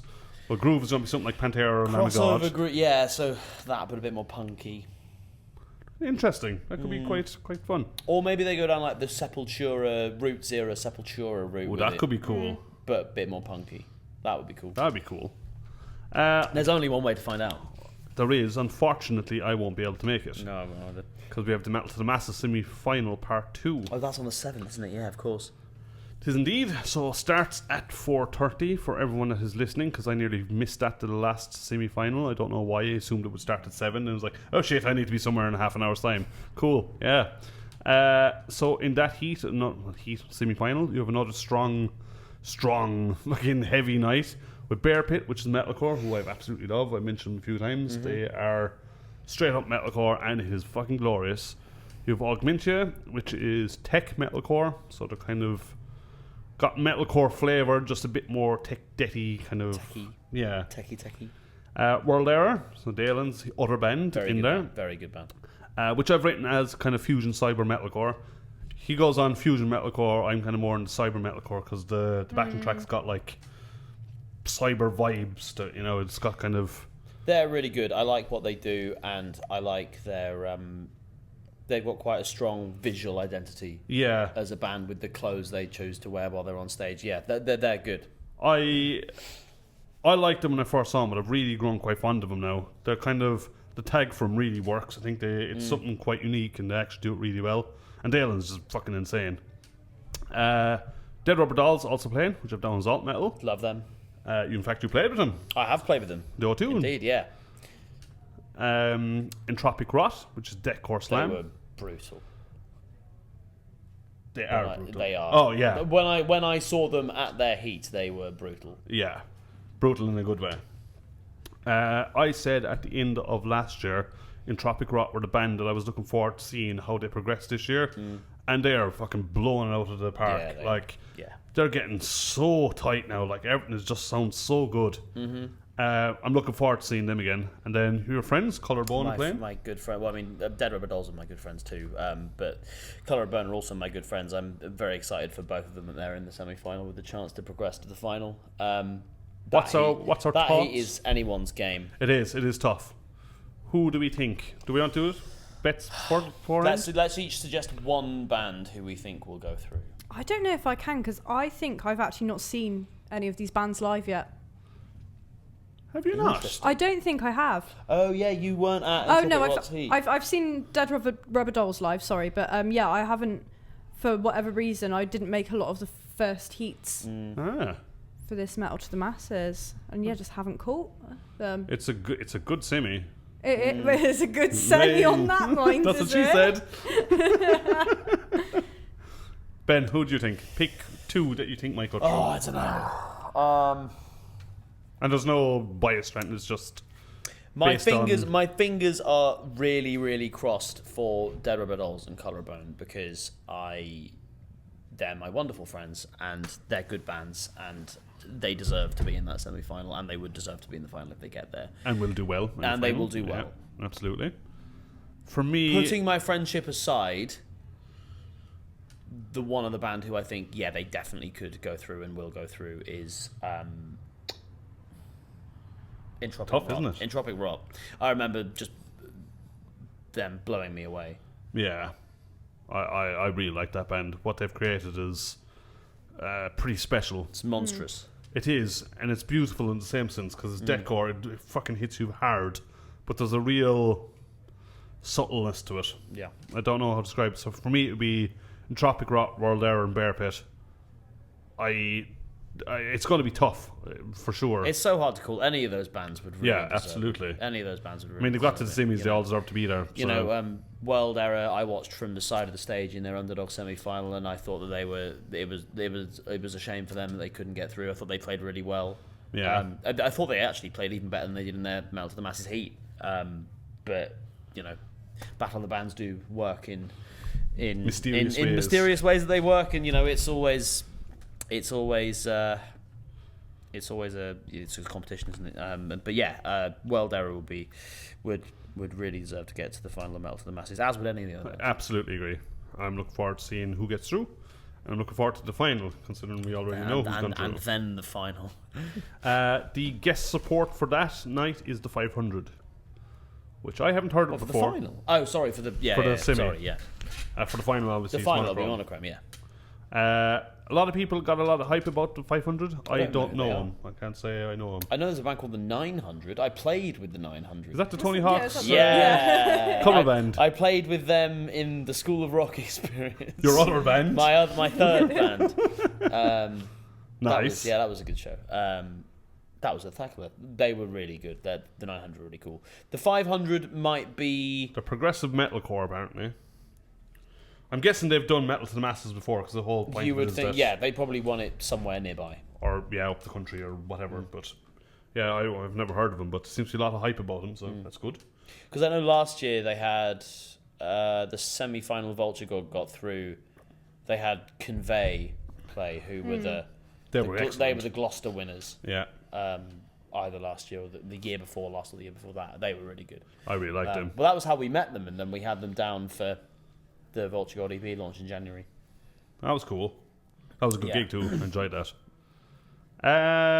Jen, you're up next day. So I think this is the last one that we've got before the next episode. There's a weird, just nothing happening for that week, basically. Well, if you want to know what's in my calendar, on the Tuesday the 9th, I've got the dentist. Ooh, that's metal as fuck. Huge pits there. Huge news. Hey! But anyway, on Friday the 12th of June, at the Gryphon, you can go see Child, who are bluesy heavy rock, Druidus, who are psych doom, and Doer, who are stoner metal. Are excellent. Love Doer. That I didn't realise they were fun. playing that bill. What day was that? Friday the 12th of June. It's a shame they didn't get through the Metal to the Masses. Yeah, I mean, but it's the thing again. Any of those bands could. But as a stoner metal fan, I was a little bit sad that the stoner metal band didn't get through. And they had a lot of fun as well. They had all those amazing amps on the stage, particularly that big bass amp that they've got that they bought off the bass player of the Melvins. Yeah. And it sounded insane. Yeah. Through that. Yeah, they were really good. But, I really like them. They're lush guys as well. Yeah, I've only met Fabio, and he's lovely. Fabio was just happy to have played that show. He had a great time. Yeah. He had a fucking great time. Yeah, he did. But yes, I want to go and see that. Although I'm not sure that I like Child as a band name. They're Australian, it's giving I think. like Jimi Hendrix vibes. I thought you were going to say Jimmy Savile. It's giving Jimmy Savile vibe. No, you know, like I know what I mean. That kind of 60s sort of thing. Which kind of goes with the tags, really, kind of bluesy heavy rock. That's the vibe I'm getting. I could be completely wrong. John I love the fact he puts on such a range of stuff here. Like there's quite a few like heavy rock, alt rock stuff coming up. And a few weeks ago he had death metal from Estonia, which I'm guessing you'll talk about soon. Oh yeah, it was a sick gig. And there was, it seems to ebb and flow of what the scale of heavy is. I wonder what does better, just out of curiosity. I think it would depend on the band, especially if you're bringing them in from all over the place. True. I mean, Child from Australia. That's a long old way to travel. That is a long way to travel. I'm guessing he's caught him on their tour. They must be obviously doing a European tour. I guess. Anyway, sorry, Jen. Do you want the last one? That's all right. And yeah, the final one on that same day. So that is Friday the 12th of June. At the Exchange, you can see Demeanor, who are hardcore. Ooh. Smother, who are hardcore beatdown. Which is the best type of hardcore. It's up there with Death. Oh, I don't know, because next up is Plague Pit, who are blackened hardcore. They're sick. They're It's so a good band name too. And I really like it's it. a real good band name. And Canehurst, who are Bristol metalcore. So it starts light and then just gets disgusting, which I love. I'm not the biggest hardcore fan, but I do like when hardcore mixes it with death, blackened, not just straight up hardcore. I find that a bit too punky, a bit too boring for me, but I know I just said hardcore's boring. Sue me. You have a lot of people with X's on their hands coming to get you. I don't get that, the whole fucking straight edge thing. That's just nonsense. It doesn't affect the music. Yeah, Yes, you could walk around not breathing air, but like... No, you couldn't. Well, you could for a little. You could. You could for a little while. Just for a small while, yeah. At least you'd have an X on your hand. Like, it's... I don't know. It doesn't make any sense. Like, you're playing punky music, yet you're against everything. But not like the establishment against them. You're just against cows or, I don't know, everything. Well, I mean, you can twist it to be a political statement if you think about like how a lot of socialization that happens in our society is centered around alcohol and around drinking. Yeah, fair. But I just like it. So it's tasty. No straight edge for me. Straight edge means give up alcohol. And then when I've had a drink, suddenly cigarettes are Party really on, Gar. Cigarettes are really nice as well, which they don't do either. So definitely. Yeah, it's definitely not your scene. Yeah, no. It is fun going out with a beer for you because you kind of go, right, we'll have one, and then the beers start piling in. You're like, well, that's fucked. That's gone. So, yeah, it's fun. And there'll be many more to be had because beers are fun. That's all the local gigs. You heard it here first, guys. Beers are fun. They are. Now we know. Exactly. Come here and buy the best beers here. He still has the Holy Goat one on. Just saying, that is fucking delicious. Oh, does it? I thought it Think was so. out. There's definitely cans of it. Oh, let's fucking go. Yeah. A can of your finest Imperial Stout, please. Yeah! That was almost exactly at the same time. Look at how well we did there. That is pretty That's pretty forward. good. This is becoming a thing. I love it. Lovely. Fantastic. Right, so we're nearly towards the end. We've got 2 more segments to do, which is the gigs we've been to and the album review. So we start the gigs we've been to. Ben, you want to see your thing from the ones you didn't mention earlier, or you can go into more Out detail? to the Masses. I was so chuffed for Martyr's Saint because I've played with them a load of times. Shall we start there, because all 3 of us were there and back? Yeah, let's do that. With Alaris, Martyr's Saint, Elucis, Dewar, Smilemore, Quintona, and then the guest headliner Erophnis, which I was very happy about because I love that band. Anyway, yes. Do you want to start? Yeah, I mean, I missed some of it because I don't know why I had it in my head that it would start at the same time as the Heat start, and then I messaged Fabio from Dewar, and I'd just been. I can't remember where I'd been during the day, but I was like, "Oh, it's good. It's good that it starts at like 7 as it usually does." And then I messaged Fabio from Dewar, "What time are you guys on? Do you know?" And he's like, 5. I was like, what? Shit. You what? Oh, yeah, the first band's on at like 25 past 4. And I was like, are they now? Interesting, right. I have exactly the same problem. I guess I should leave the house then. I might get there in time for your set. I was at a friend's barbecue and I was like, I'll be 5, 6 o'clock, 6 o'clock, be fine, kind of thing. And then I looked at it, it was like 20 past 4 is the first band, 25 past 4. I was like, oh fuck, that gives me like an hour. I need to go. Thank I you have for to go, sustenance. sorry. Yeah. And then I messaged Jen and was like, are you aware that it started this early? You also had different I things. had prior commitments, yeah. You did. And you were fully aware it started early. But I was. Yeah, we were not. So yes, I mean, go to each band. So I missed the first band. I saw Dewar. They were great, as I mentioned. You missed a few then. Yeah, I did miss a couple, didn't I? Yeah. I think it was that harder, wasn't it? It was, I can't say the name. Alaris? Aliris. Yeah, I've been Yeah. saying it wrong for like all of the episodes. No one's fucking corrected me. Thanks, guys. Thanks, listeners. How did you figure out that out? Oh, because they said it. Because they said it when they announced it. Yes, I definitely missed them. And then It was Martyr's Saint, Elucis, Dewar, Smilemore, Quintona. Yes, I think that was the I order. saw some of all of those. Should we start with? I'll go with Aliris, and I think I'm the only one who saw them. I think you missed them as well. They had 3 vocalists, well, 2 primarily. You had a female-fronted female one, and the guy. Kind of gave off the Kuna Kyle vibes. Yeah. A bit more metalcore than that. I saw them in their heat. And then the drummer started singing, and the drummer's got a glorious voice. Singing drummer's difficult. Absolutely, and was playing really good drums as well. It wasn't just holding a steady beat, like they were actually going for it. That was cool. I couldn't really hear the male vocalist. I don't know if he just blended into the sound, or I don't know. He was. I couldn't hear him. I don't know if that a me thing or if it was an exchange thing. I'm not entirely sure. They were okay. They weren't the highlight for me tonight. It was interesting. Said it was a bit too Lacuna Kyle with a bit more metalcore for me.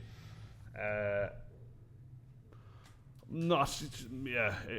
wasn't the strongest performance. I didn't see him in the heats. I think I missed that one. It was okay. It was considering some of the heats beforehand. The act that were at the first act were like, oh my god, where did this come from? Like, I didn't get the same vibe.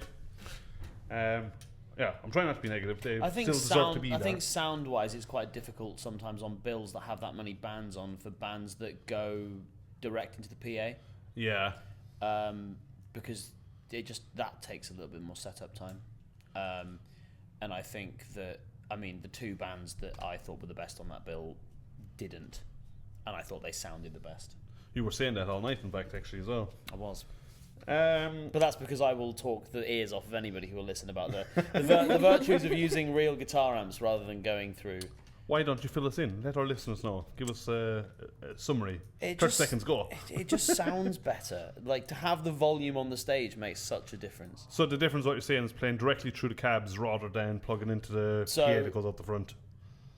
The thing for techier metal, the thing that going direct into the PA, you have to go through some sort of, because I don't do it, I don't really know what the tech is, but you can have a lot of different guitar tones available to you very easily. Yeah. And it makes it quite easy to switch between all of them, which is why you do it why it makes sense for certain kinds of metal.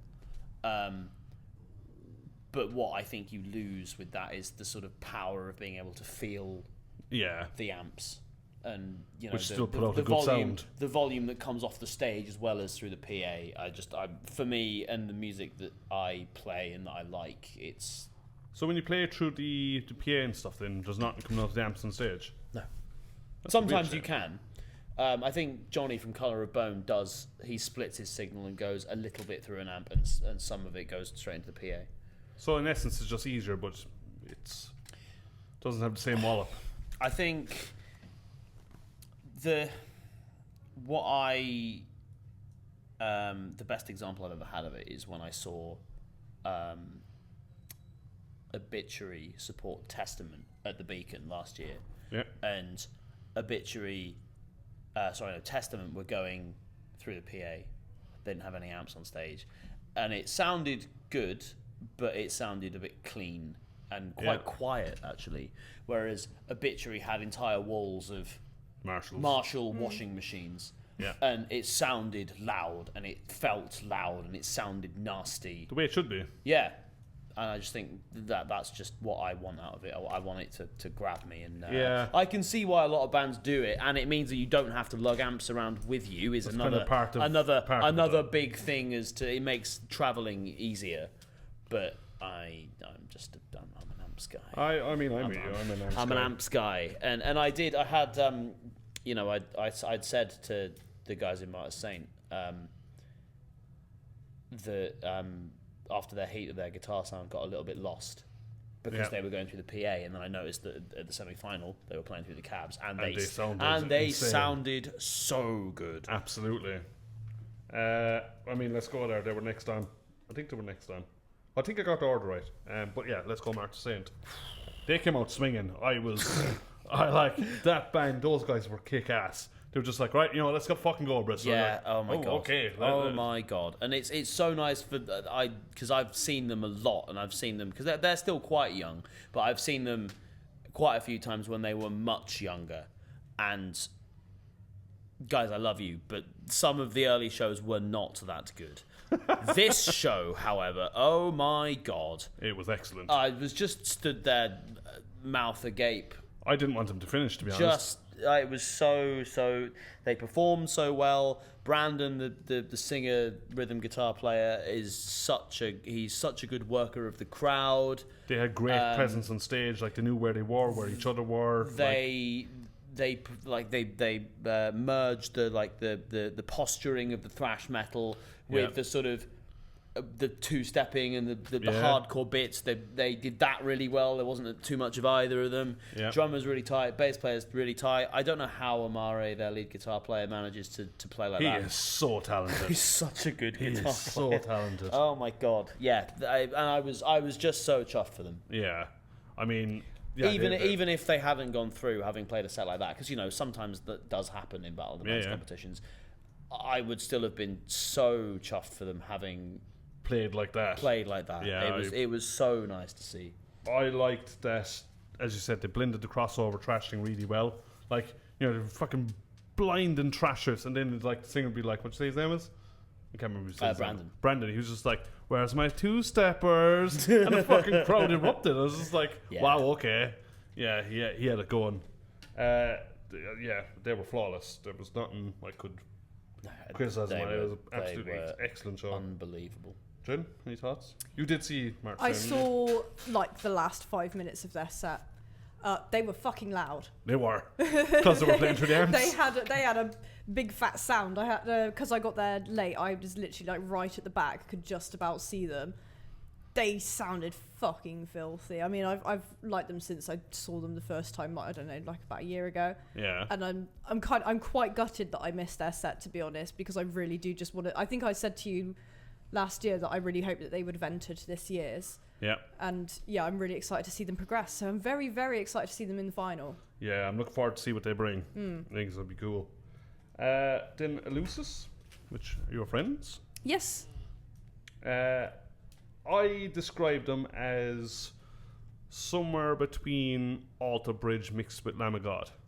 Yeah. And that makes a lot of sense when you see them live. And the only question I have for you guys is, why do you have this split in your set?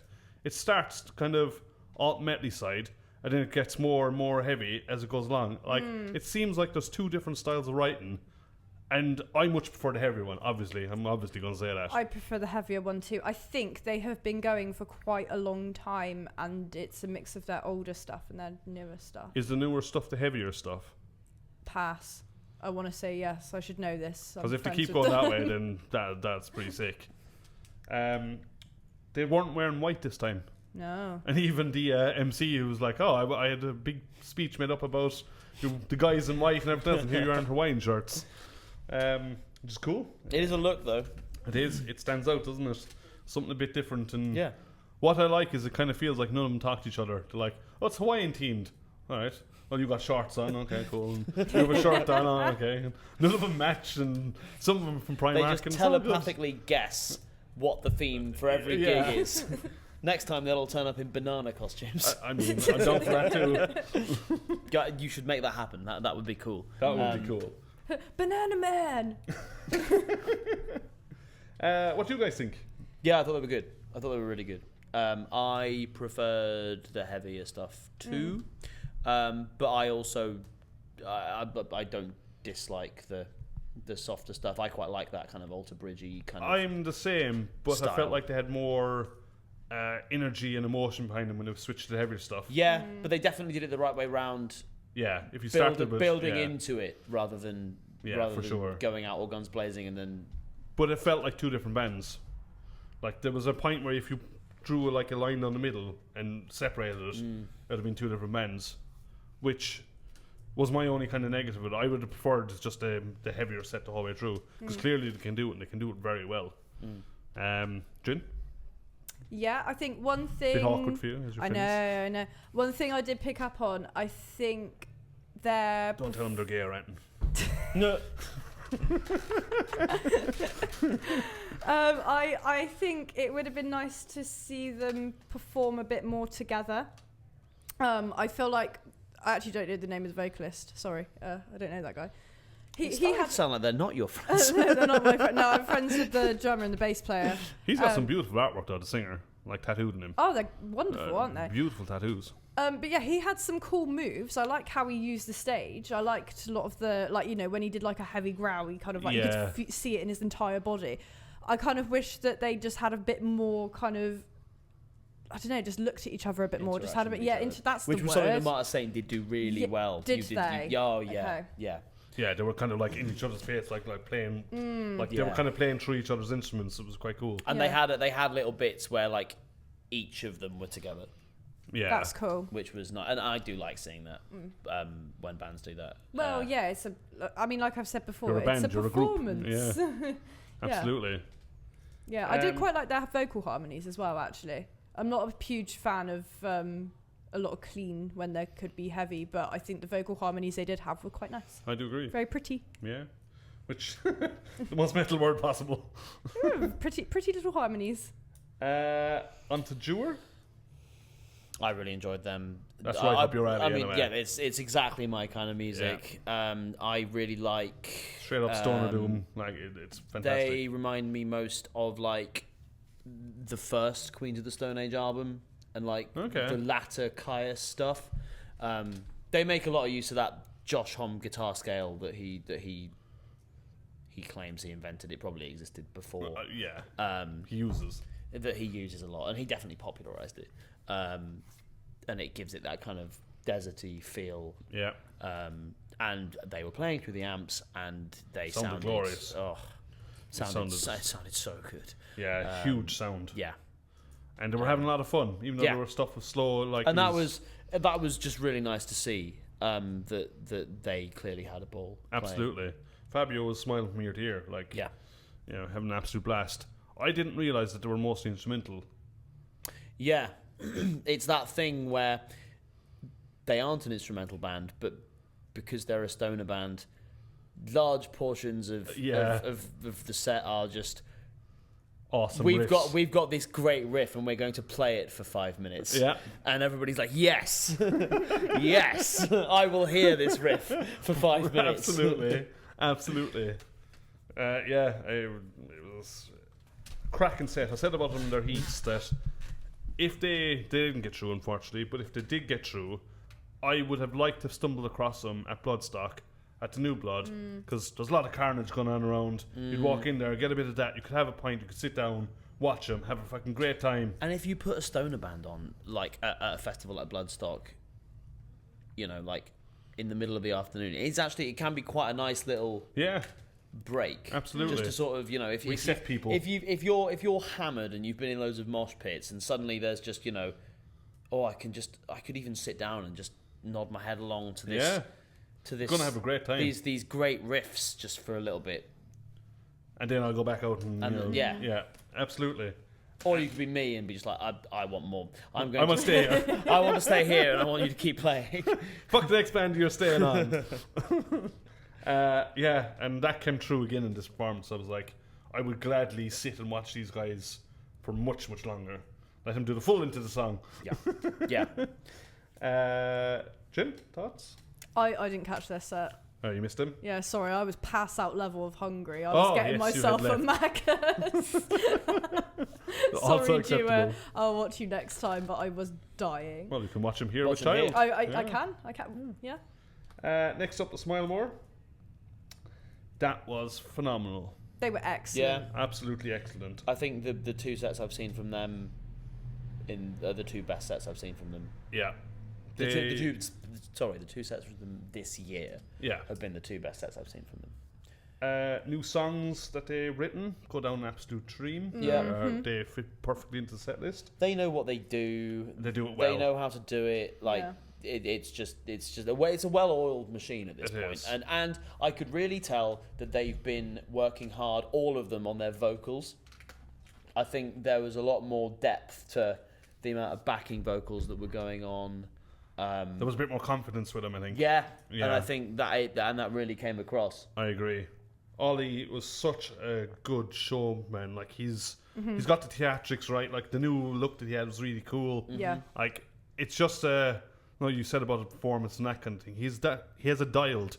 Like, Yeah. it's fun, it's entertaining. Yeah, You want music, and then you want to stop and watch them. You're like, Well, it's nice to see the development as well, because I think the first time I ever saw them was the time they played, was it a semi-final or the final without a drummer, and to watch those two sets versus that, it was night and day. Yeah. It was really, really, really nice to see. yeah, it was huge sound as well. It was, Obviously, they did really well when they didn't have a drummer for not having a drummer. yeah. And they styled that out really. It was a couple of years ago now. They styled it out nicely by having like a mannequin sat on the drum stool, which was good fun. But Of course they did. But this was, they've done this might be their best year yet. Speaking of drummers, though, Dalen, wow, what a performance he did. Also, interesting look on stage with Smilemore. Full-on black metal corpse painted in a dress. As you do. It's on brand for them, I think. Yeah, totally agree. They're all lovely guys, and they absolutely smashed it out of the park. They did. Like, that show was incredible. yeah. Deserving finalists. Absolutely. I Yeah. was very glad when they got through.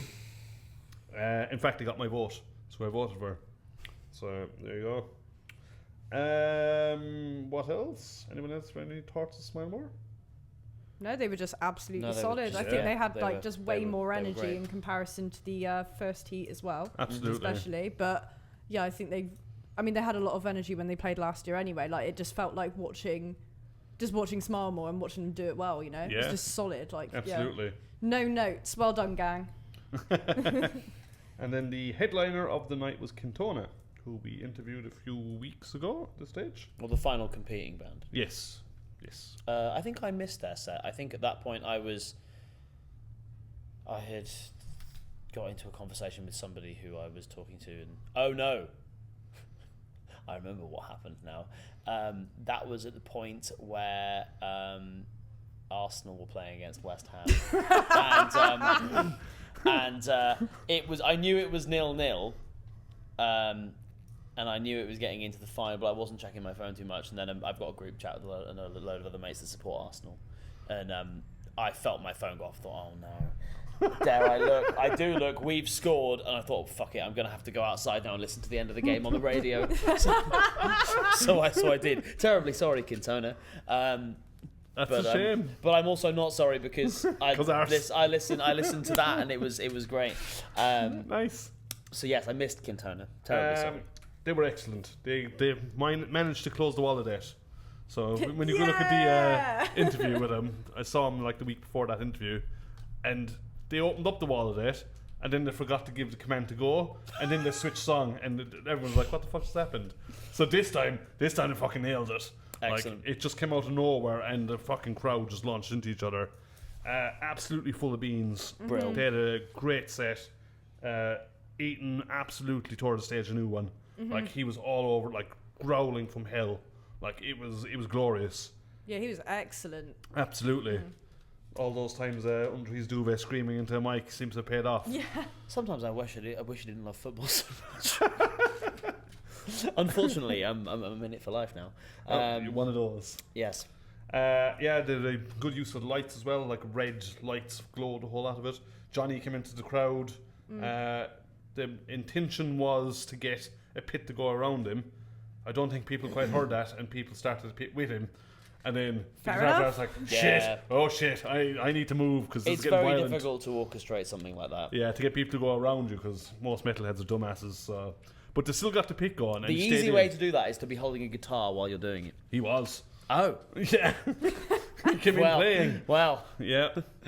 that's a dangerous move. That I would always be very worried about my guitar getting knocked Or impaling someone. or impaled. I don't really care about that. Oh, you've got blood on my headstock, you assholes. Yeah, how dare you bleed all over my guitar?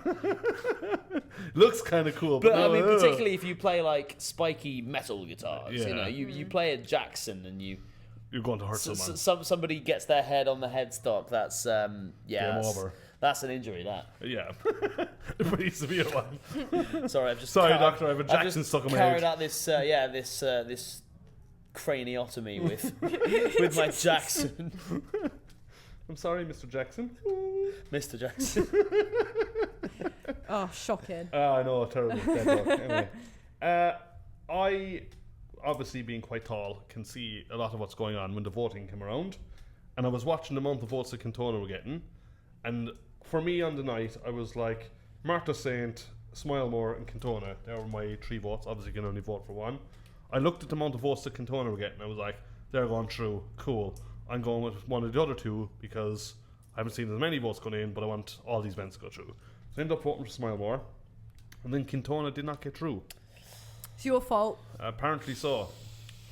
Thomas They and actually Lucy look didn't out get for who through. you vote for, and they. Yeah. Oh, there's his takeaway. Like, oh. So I feel really bad for him because the set they brought was insane. It was real good. Yeah, I'm surprised they didn't get through. Honestly. Yeah, it did feel like a bit of an upset. But then, we have had a couple of upsets so far this run. I hark back to Buried in Bermuda not getting through their heat when they 100% deserve the best to. band of the night. Yeah. So the ones that did get Funny through, things happen in Battle of the Bands competitions. I don't know what happened. They did have a bit of a bass issue with Cantona, as in I think the pickup went or something went. There was some tech issue. But Being able to deal with that in a good way, though, shows that you're a good performer. Exactly, and that's exactly what they did. Like they said to me after, I hope no one else. I was like, I didn't spot it. I was like, I heard the feedback originally and then it stopped. So I was like, you clearly did something. But yeah, the bands that got through were Illyris, Martha Saint, and Smilemore. So commiserations to the bands that didn't get through. But you might get through to the Southwest Heavy Fest thing. Oh yeah, next they are year. doing that, aren't they? That's quite cool. So that's good, but also all the bands were excellent. So it was a tough heat. It was tough. Then Offness were the guest headliner. I have a bit of a soft spot for Offness because I've seen them a few times. They are atmospheric extreme black metal, and they're fucking glorious. It's like pounding modern black metal, which I mentioned before is marvelous, and I mentioned at the start that we're going to mention a lot about black metal. The only thing that pissed me off about it was the emptiest that the entire venue was for the entire day. Everyone just pissed off. It does happen a little bit like that though, and because it's a long day. It is. With a lot of bands, and then it's the curse of the headliner of the local show. Yeah. Sometimes you do play to the smallest crowd, and it is a shame. They definitely did not deserve it. Like that was absolutely blistering set that they did. It was so good, and not many people saw it, which was a real shame, or even hear it, because surprisingly the exchange is good for controlling the sound. Like when you're outside, you actually don't really hear much. No, not really. Which I'm kind of surprised by, considering the volumes when you're in there. But yeah, you saw Offness, didn't you? I saw like a little bit. Yeah. You were. But one yeah, of the it's a long day. It is. It's a really long day. I mean, I don't know how they'd fix that other than having less bands in their semi-finals or shorter sets, but equally both shit ideas, really, aren't they? Well, yeah. And it's it's not like I don't want. It's not like I was there being like, oh, I don't want to see Offness. I would love to watch their whole set. I'm tired. Yeah. I suspect it's going to be the same for the 500 monochrome and stuff as well. Yeah. If it were me organising it, I'd do 3 semi-finals with 2 bands advancing each, and a guest headliner. Yeah. And then start 5 bands is more stomachable than 7. Yeah, it's a lot. 7 is a lot of bands. Absolutely. Lucky for me, the next 2 headliners are metalcore, and I don't like metalcore, so I won't feel bad about not watching them. Actually, that's really mean. I should probably cut that from the podcast. AI could never stand outside of a local show like I could. Exactly. Jen, everyone knows that you love metalcore. So. Exactly. Everyone knows I'm the biggest fan. I know. You're going to like Bear Pit. They're fucking excellent. So yeah, next semi is, as we mentioned, in a few weeks' time. And it's going to be an interesting final. I think it's going to be... Who knows what's going to happen. Absolutely. Right, moving on. Other gigs we've been to. I played one with Epimitheus not long ago at Shreddenham's. Oh, cool. With Colour of Bone headlined. We were the main support. Circle of Crows, don't know if you know them. They won Underdog last year. With the second band on, and then Spin Class, who we played at the Lanes with Mandragora, were the openers. It was a great night. Really good. Really good. It was a bit of a weird, because, that venue, would you believe it wasn't designed as a space to have live music? No. So unless it is rammed to the gunnels with people, you are just playing in a massive concrete box. But yeah. And so the sound is only going to be so good. For Doom, that probably works quite well. Epimetheus are quite well suited to that because our sound is so low end anyway. That, you want to fill voids. And also, our drummer doesn't hit that hard and is quite whippy and jazzy. Whippy. And so some of the other bands suffered a little bit from like the drums being deafeningly loud in the room that wasn't designed to have drums played in them. Off the drums then. But we didn't suffer from that problem. And once again, it's easy to be an Epimetheus. Other than your rehearsals where you're walking on a treadmill while playing. Yeah, but that's when you have that's when you put the difficulty in. So playing a concrete room is fine, no problem. Playing a concrete room is fine, but no, it was a really good night. All the bands played really well. Good. It was well attended. Yeah, it was a really good night, and I'm glad that I got to play at Shreddinham's because that place is not going to be around forever. No, they will get some other shop that will take over the space, and while it's really cool that they have this, they've turned it into a proper community. We have to enjoy it while we have it. I do agree. Yeah, I actually have a lot of time the fact that they've used the space. Yeah. Like giving it to the kind of locals and kind of gone, do stuff with it. While we're lining up some other retailer to be in there. Some other billionaire's got too much money. Yeah. Yeah. Or we'll turn it into student flats. Or we'll turn it into student flats. Bit hard to play Doom there then. What other gigs have I... Well, that was where I started out. In Treadnam. Student flats. Your neighbours must have loved you. Yeah. What other gigs have I been to? Desert Fest and those. Yeah. I think that was about it, really. You went to the Phantom Droid one, didn't you? I did. Sad I missed that. So that was the Altar of Doom, which was the prequel to Temple of Doom. Yep. Which we will be doing a nice, fun episode about. Lots of good bands to go see and talk to. Altar of Doom was here in the Gryphon. They sold it out, so well done, Dan. Well done with Stock Promotions. And John, if you were involved in selling it out. It was good to see. They wrote it on pin on the thing down by the bar. I was like, well, that's always good. So that's sold out nice last minute. see. Yeah, well, that's good. So the bands were Phantom Droid, which was a two-piece. We kind of mentioned them at the start that it's a guitar player and a drummer. An interesting combo because they're very talented musicians, but it kind of felt like they were two musicians from different bedrooms that decided to come together and play, and then they just kind of did their own thing. It's kind of what it felt like. They often just make it up as they go along. That's what it kind of felt like. Which I like about them. I really love that about them. That they just... and they do communicate telepathically, they must do. Because... Well, the drummer's wearing sunglasses, so it must have been telepathically. So yeah, they are. I really like them. I think they did have a singer for a while, and I liked some of their songs. My favourite of their songs were when they had the singer, but you couldn't really do them now because they've decided to go vocalless. Yeah. And some of the songs just wouldn't have worked as well without the vocals. But what they have left, I love, and I really like that Luke's gone with extended range guitar. He's got, I think he plays 7 or 8 string now. Yeah, and he splits his signal and he plays the guitar through a guitar amp and through a bass amp. Yeah, that makes sense. Yeah, it was interesting to watch him because massive pedal board in front of him. He played this riff, as you said, it was kind of split between bass and guitar, and then start fucking around with all the effects and kind of repeating the same riff but through multiple different pedals. The man's a wizard. Yeah, that's probably the best way to put it. It was a bit drony for me. That's probably my only negative, I would say. It would be hard to sit and watch them for a few hours. But what they did play was good. It was interesting. Would it be hard? I wouldn't find that hard. But it's right up my street. Yeah. The next band were Motorwick Road Trip, who were absolutely fucking excellent. They are a name that I've seen around a lot, and I've never seen them. They're Stoner Doom, so they'd be right cool. up your alley. Yeah, I like that sort of thing. I will have to change that. Instrumental 3-piece. They played here quite a few times, actually. I think they must be relatively local. 3-piece, instrumental, really sick riffs. So even though it was Stoner Doom, they kind of had an element of slow trash in there. So Cool. kind of speeding it up a little bit, but not to trash level. Nice. Kind of like Horror do, you know, the Doom, but it's a little bit quicker than just straight up Doom. They're really good, really, really sick. Couldn't flaw them, sounded incredible. Had a lot of fun. They stuck around, watched other bands. Absolutely go check them out. They were really, really good. And then the headline for that night were Necronomicon, who I was interested to see because they're kind of blackened punky Doom.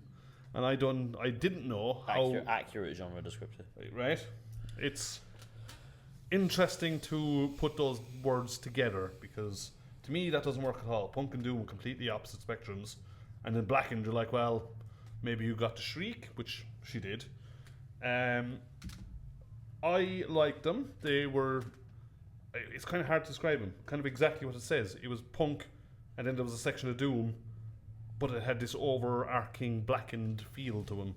Yeah, I think they do a specific thing. Yeah. That I would never think to have done, but nor would I. But they do it well. Yeah. And they do it.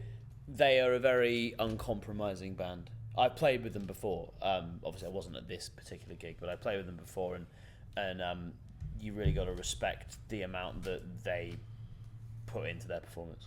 Yeah, I do vocalist agree. Particularly leaves nothing undone on the stage. That's she puts her fair. whole self into it, which is what you want to see. The only thing I didn't really like or understand was the upside down mic stand. That's a bit weird. she did it when I played with them as well, and I thought maybe it was just a fun kooky thing for that gig, but clearly it's a thing that she does. Yeah, interesting. I can't imagine how that is logistically doable to sing from, but yeah, I mean she's not a tall lady, but it doesn't make any sense seeing the boom and the mic stand going up. Like, but I guess we have remembered it and we are now talking about it. So yeah. You know, it's certainly distinctive.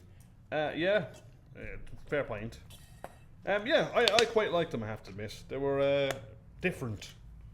It wasn't something that I could have imagined. You have to see them to kind of get that sound. And I remember when I played with them, they had some really nice. They might have been custom built actually, guitar amps, and they were loud and the guitars sounded really good. I imagine that it was a similar. It was. It was bollocks. I've drawn my pen. It was loud. It was loud, not bollocks. Yes, it was very loud. It was one of those where I woke up a few days later and went, "Oh, this is the one that's done it." Like everything sounds a bit bit fuzzy. I was like, oh, bollocks. It wasn't even for a big band. Thankfully, that's starting to go now, so, you know, that's okay. But yeah, they had a good sound here. They filled the room, like, literally, physically and with the music. It was quite well received, I think. So yeah, well done to Dan organising that. As I said, sell out, always good. I think that was a Friday night gig, can't remember. Obviously, I drank too many pints. That was Saturday. It was a Saturday. It was. Jen, you've been to one other? Two gigs, one gigs. I went to one more gig.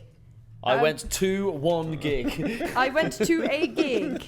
I went to see. Who did I see? Where is Arkamori. it? Yes, I went to see Arkamori, Thel, and Intrepid. Oh, was that good? It was fucking sick. Thel, that band with a different name, Voluntus. Are they not? Pass. I think they are. It's Rob from who does the sound. Yeah. It's they used cool. I like them. In fact, their drummer was the guitarist of my first ever band.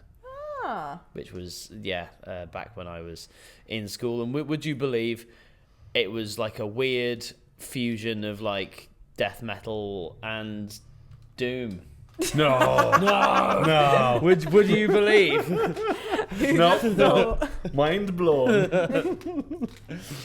But yes, it was a very nice band. So Arkamori, we saw them about a year ago, and they weren't too polished.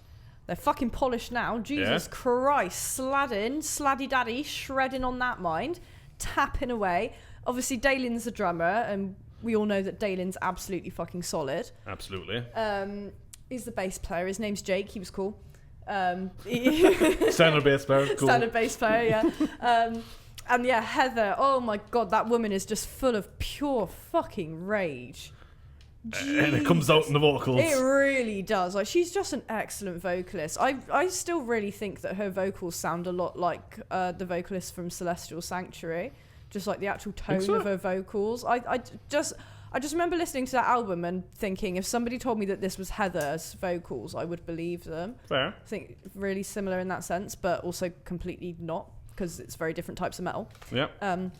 But yeah, absolute rage. There was some kind of like, not spoken word, but just shouting angrily as well. So again, That's very a nice rageful. touch, yeah. Absolutely loved it. She kept, obviously, like, we're very, very good friends. So she would kind of like give me the side eye as if like I knew what the song was about and what she was raging about. And 99% of the time, yes, I did know what she was raging about.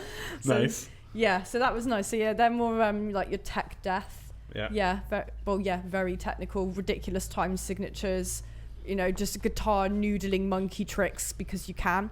With beautiful gutturals over the top of it. Yeah, excellent. Nice. Definitely go see Akamori next time. Are they're playing. they going to start doing more shows? Because they kind of disappeared for a while. They are, yeah. So they did disappear because I know Heather's not actually. She's just not been very well. But Fair. yeah, Hopefully she's doing getting better now. Good. So yeah, more shows. Good. And then yeah, Thel. So that I'm glad I didn't have that one.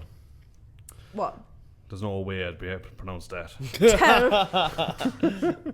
Tell. Tell. Oh, so Tell were on next, and they're Bristol melodic death metal. Yeah, they were cool. I think it was their first ever show. Oh, really? Yeah, I'm it might sure have someone been. said it was their first. Yeah, I think they've played together quite a lot, but under that name. under that name, yeah. I don't know if any of the songs cross over with what they did before, but so yes, Phoenix Project, first show of. I need to see them. I'm excited to see them, but they're good. Yes, no, they were very, very good. They had a lot of energy on stage as well. Their vocalist just like owning this bit. Do you know what I mean? Yeah. Like, yeah, hey, they had some pits going. It was just, I loved how much deathier the night got as it went on. Deathier. Yeah, you know, we start with tech death, then we go to melodic death, and then we just go into straight up just fucking disgusting death with the headliner. Nice. Oh, it was an Estonian band, wasn't it? Yes, so they're Intrepid. Yes, Estonian. Yes, Well played. To the nation of Estonia, I'm terribly sorry. Oh, they were fucking filthy. The vocalist, just the way that he kind of had that, you know, when some people just like stand at the front and they just have that glare over the audience, Yeah. like as if they're about to fucking kill you. Yeah, it was that Nice. energy. The guitarist, what was he playing? It was a pointy guitar, guitar. probably. Yeah, it was a guitar, funnily enough. It was some sort of pointy boy. I can't remember. It might have been a BC Rich or Jackson. You know, it was a pointy one. Stupid One of those. scale. One of the pointies. So he was he was left-handed, but he'd restrung the guitar. Actually, no, he hadn't restrung the guitar at all. He was left-handed, Playing but he's upside playing a down. right-handed guitar. Hadn't restrung it, and I don't know how this pointy bit had just not like stabbed him in the neck, because obviously it's Interesting. upside down. You could do the Jimi Hendrix thing and string it the other way. But he didn't. So the lightest strings were on the top and the heavy strings were on the bottom, and he was playing it as if That's pretty incredible to be able to do that. it was not a hindrance to him. Fair play. Really, yeah. That changes fundamentally how Power you... chords, everything don't work, right? Because your Well, they fingers go do the wrong work, way. but you've got to... You have to think about it. Yeah, I mean, you could do it, but I don't know how I'd get my head around that. I mean, if that's how you've learned, then maybe it's just... If that's how you've learned, Yeah. then it's just second nature to you. But I would find that really, really hard to... My brain would be confused by that. Yeah, my brain's hurting thinking about it. Yeah, I'm going to stop thinking about it now because it's causing me consternation. With a N, not a P. We can go back to toilet talk if you'd like. No, let's not do that. So of all the bands that played that night, would you say the headliners were the Bestonian? Fuck. Oh, you're on fire. Punny. What were they called? We probably should. Oh, yeah. What were they called? Intrepid. Intrepid. They also had an enormous drum kit. Like the drums were like slotted in sideways here. Sick. Yeah. Oh, nice. Fucking huge. Cool. And the room was packed, so I actually really couldn't see much of why or what he was doing, because I was stood at the back.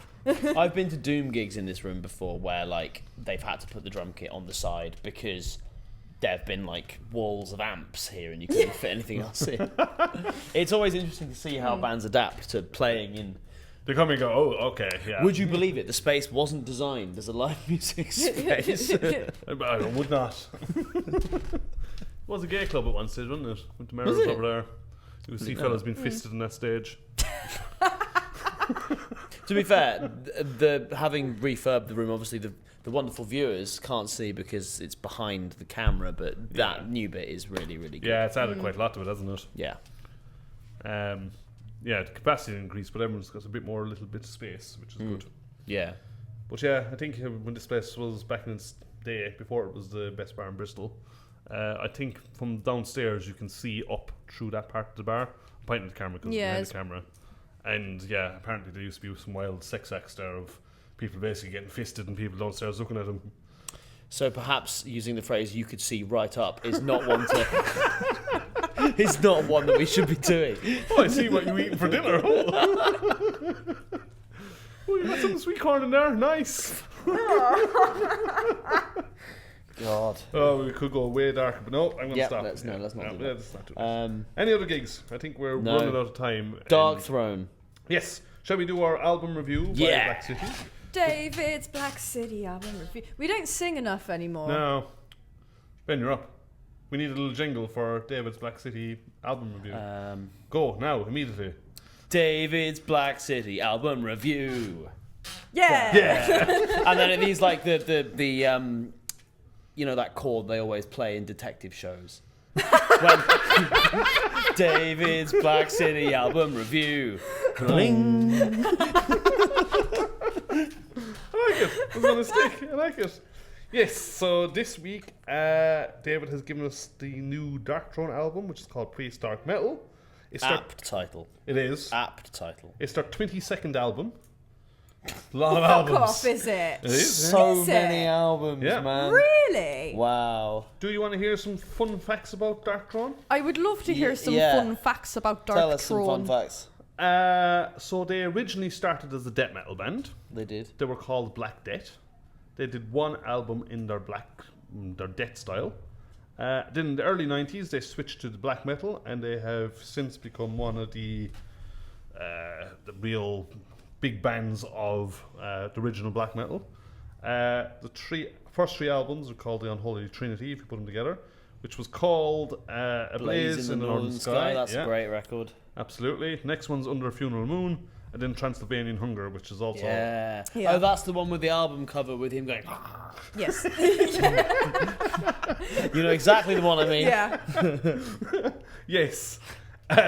So they are combined as the Unholy Trinity. They came out a year after each other, so it was a lot of writing. Imagine writing those three within a year of each other. That's insane. Right. So they clearly had a lot of stuff going on there.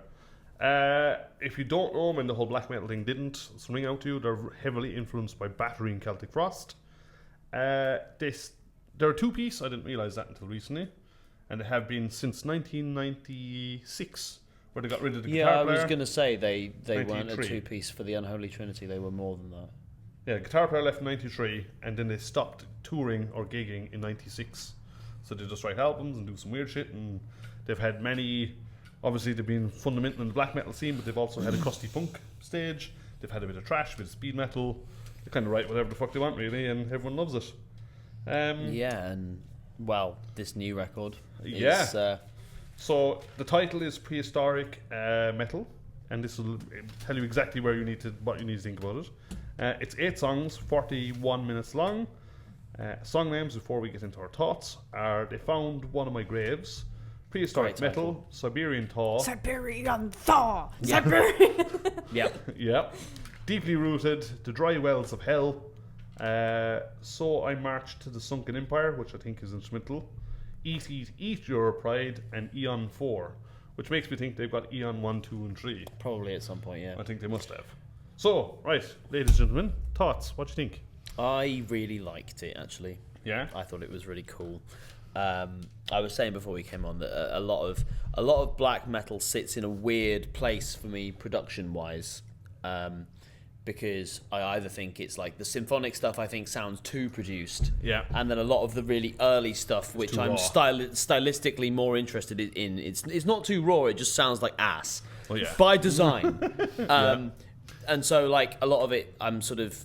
I get it, but it just doesn't grab me. Yeah. Whereas this, to me, sounded like the songwriting really reminded me of Iron Maiden, but but it sounded raw and nasty in a good way. It sounded like Venom mixed with Merciful Fate. That's the way I put it. Yeah, sort of. Yeah, I mean, Welcome to Hell by Venom had vibes running through it. the way that I described it to myself was, I can imagine a parallel universe somewhere where after Iron Maiden fired Blaze Bayley, Yeah.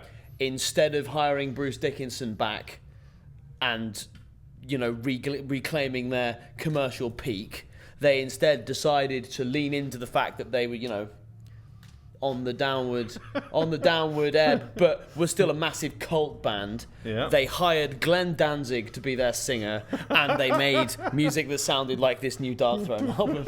Hey, that's bad. And I'm here for it. That's not bad. I think it's they kind of do replicate the older sounds, and I think they replicate it digitally. I kind of want to say it's not like they broke their amps and played in their bedroom.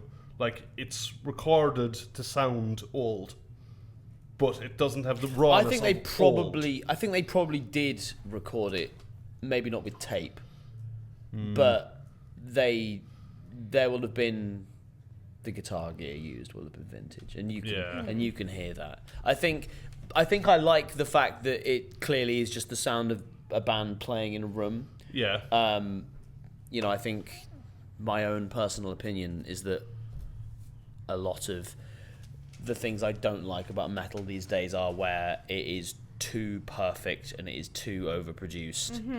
And I can see at the minute, and this album is kind of an example of that, there is kind of a hunger and an appetite to sort of return a little bit to, in a world where you've got bands like Sleep Token who are, in the charts, and yes, they are. I'm not sorry. They are shite. They are. Well done for selling all the records. And your souls. Well done for that. But I just find the music utterly soulless. Yeah. When that's the commercial end of metal, it's nice to hear that, This there definitely isn't. there is still an appetite for stuff that sounds Older like and you raw. could be in the room with it. Yeah. And it do sounds agree. raw and it sounds old. And I really liked some of the songwriting, actually. I think a lot of the guitar work was really nice. A lot of bands of that ilk that are trying to sound sort of more retro just play power chords, and that is not what was going on this record. Funnily, that's one of the things I was going to bring up, that it felt like the writing style was someone who picked up their guitar and they figured out that there's notes on a string and start playing it. Then they figured out they can turn those into power chords. And then they figured out they can start muting between it. Then they figured out they can start speeding it up. Well, they it can wasn't start even to that. repeat. It was they just weren't. They aren't afraid to use, because the reason that power chords are so pervasive in metal is because they are tonality neutral, right? It's the root note and the perfect fifth, which is included in both the major and the minor chord. Yeah. The thing that makes the chord major or minor is the third, which is one semitone apart. Yeah. But so you can have a power chord and it doesn't matter, like it fits into any key. Yeah. Because it could be major or it could be minor, and you can hear it in both contexts, song dependent. However, when bands rely on just the power chords, sometimes it can end up feeling a little bit monotonous, and Darkthrone on this record are not doing that. Yeah. I agree with you. And it just made it interesting to listen to for me. Yeah. It wasn't anything that they haven't broken any new ground here. Definitely not. But I appreciated it for what it was. It kind of felt like they had a bit of fun with it. It's a bit of a throwback to when I kind of mentioned about their other styles and stuff. It kind of summates it all. You know, there's a little bit Yeah. of everything in there. As I said, there's a bit of Merciful Fate, there's a bit of Iron Maiden with the gallops and stuff. You know, there's clearly the first wave of black metal in there. Yeah. You know, it's Actually, you know what? We were talking about Dio earlier. It sounds a little bit like that first Dio record. yeah, actually. Yeah, The title guitar track tones. sounds a bit like Stand Up and Shout. I do agree, Yeah. Yeah, it's not a serious album. It's a fun listen. Yeah. There's nothing particularly on it that you go, oh my god, that is absolutely groundbreaking. But it is definitely worth a listen. We don't always have to break new ground. No? The only real negative of it is Fenris can't do clean vocals. He should stop. That was awful. I quite liked it in that sort of evil Glenn Danzig, even more evil Glenn Danzig vibe. I thought it was, I quite enjoyed it. Would I want to listen to it on repeat full all album? the time? No, I don't even mind the full album. Would I want to listen to the full album as many times as I have done today? Lots, probably not. But I would put that album on again and enjoy it. Good. The one thing that I didn't like about it was it felt like they started to run out of ideas towards the end. There were a Yeah. couple of tracks that actually, and it was like real cock tease moments, because towards the end of the album, a couple of the most interesting riffs on the record then just fade out of nowhere. And are we not finishing? Oh, we're bored now. Fuck it. Are we not finishing this song? Like, this riff is really good. Why are we just? And it wasn't even like they were really aggressive fade outs. Yeah. Really aggressive fade outs. And why are we like? Could you not just keep playing the riff a bit? Like, if you're gonna do the fade out, fine. I don't really like fade outs, but like, if you're gonna do it slowly and keep playing this riff. The two times they did it, it was a really good riff that they just obliterated stopped. into it was just like. Okay. The instrumental on it also serves no place. There's no need for that. Yeah. It's just kind of nonsense. It was like they needed filler and just like, here's something I made while I was on the toilet or something. Yeah, but that was the only filler track, I think. Yeah. The rest of it, I thought, was perfectly serviceable. Yeah. What did you think, Jen? Jen, thoughts? I think, well, I do really like black metal, and I do like Darkthrone. I also think there's something quite cringe about black metal, and I almost feel like this album's a bit of a parody of itself. Yeah. Like I was like listening to it, I was like, this kind of sounds like if somebody told me go write a black metal album, if I would have just like conjured up a black metal album. Perhaps this is why I liked it. Yeah. But we're talking Darkthrone. I always get confused with Dark Funeral. It's also late. I'm tired. I do like Darkthrone. I'll be honest. I listened to this maybe twice. It then made me go back and listen to fucking the one where he's going like on the out. What's that one? Transylvania Hunger. Yeah. Yeah, that one. I think you'll find he was going, rah! So yeah, it's just a Darkthrone album. It's just some OG black metal. There's like a little bit cringe, but like there's something to enjoy about the cringe of it. Yeah, I do agree with you. The production as well is kind of. I should have Googled what the actual answer was before coming on, but I can't tell. It feels so uncanny valley of it. I can't tell if they're trying to mimic the shitter sound that they had, and it sounds a bit better produced, but is trying to capture it or not. Yeah. I think that is what they were trying to go for. Like, Okay. It's become we want it to uncanny. sound nasty and cold, but we don't want it to sound like we've recorded it through a telephone receiver. Yeah. Yeah, like we've Down the well recorded it with a somewhere. potato or a microwave or We're something. going to record it with the same kind of vibe, but using actual equipment. Yeah. Which is, I'm not against it. I sound like I'm shitting on it. I'm not. It was just weird. Yeah. Yeah. I know what you mean. I did appreciate that fact. I mean, I though, can see though. why you would feel like that. Yeah, for sure. It is a bit weird, but I was just like, ooh, it actually it has that kind of cold vibe, but it is listenable. Yeah. Yeah, for so sure. I'm here for it. Yeah. So, out of... Well, first you can pick favourite song. Well, anyone? Siberian Sorry. Star. yeah, that's a great track. Hang on, let me get the track list up again. That one kind of annoyed me, the amount of times he says that. Oh, yeah, but I think the more you listen to it, the more you're like, actually, Yeah, fucking let's go. You've got to go through that as a doom metal musician. Like, you've got to go through the like, oh, this is cool. I'm getting a bit bored of it. cool But you're still doing it. It's now cool again. What are the? What was your favourite track, Tom? I really liked the title track. The first track was great. The title track was great. Yeah, Yes, I would agree. Both of those. And then the last two songs I really liked as well, but they had the weird fade outs. I didn't like the title of 7, Eat Your Pride. That was a bit strange, but yeah, best tracks probably first. I don't and ever second one remember for the me. names of songs anyway. I just put the album on and Enjoy I know them by the riffs, and so I can just forget that. Exactly. Other than Siberian Thaw. Other than Siberian Thaw, yeah, because he wanted us to remember that was the title of that song. Absolutely. I mean, the big dick energy move there would be to do all of the Siberian Thaw, and then call the song something completely different. That would have been the real baller move. Yeah, absolutely. Right. Would you go see this live if they were playing? Obviously, they haven't played since '96, but if you had the chance, you would. Yeah, I mean, I'd go see. Yeah, just they're a big legendary name. It would be good to have been to see them. Yeah. See what they've done, Jen. Yeah, I mean, I would have loved to have seen them. This album in particular, probably do not give it much of a shit as the other albums. Yeah. But yeah, That's fair. given the chance, yes. And then, how would you rate this out of 11? Out of 11,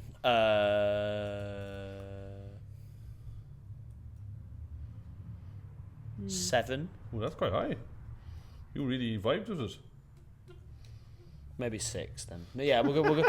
6.5. But I'm taking like a musician's If you enjoyed the album, enjoy the approach album. to ratings, right? Yeah. You know, a couple of the so I think my numbering like some to get like below a 5 or below, it's got to be really awful. Fair. You know, the Epimitheus album, a couple of one of the reviews was like said wonderful things throughout it, 7 out of 10, and I was like, Yeah. Bastard! where is the 7? Like the review was glowing, and then a 7. Like how does one track to the other? So I enjoyed the record. I didn't think it was perfect, but it was good. 6.5 out of 11, we'll say. Okay, good. Jen? Okay. I mean, I rate on vibes.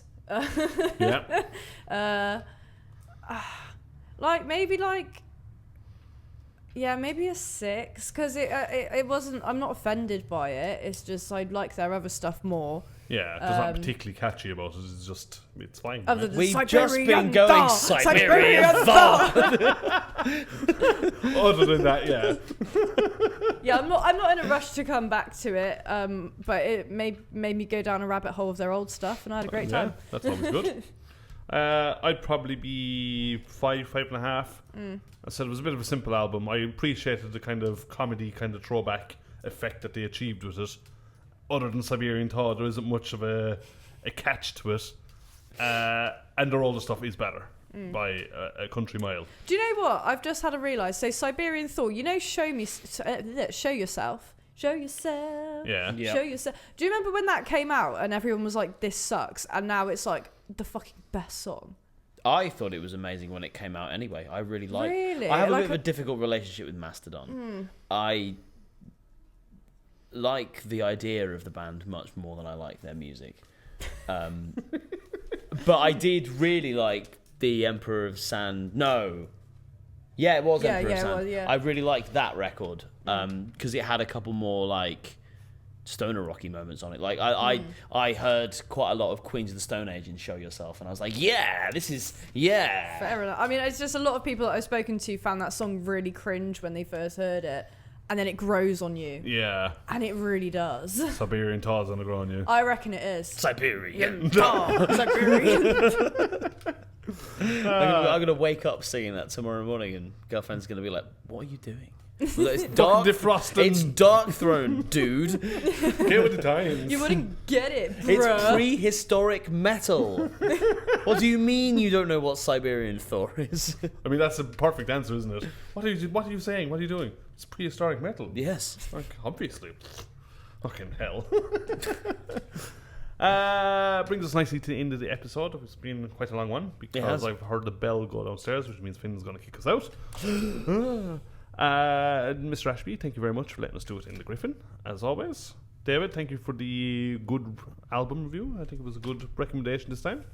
Ben, thank you for joining us. Thank you. It's a pleasure. I hope to be back on more regularly. We will absolutely have you on. You're now our guest third member. So, Everyone else, we will see you at Temple of Doom. We're going to have some interesting chats with everyone.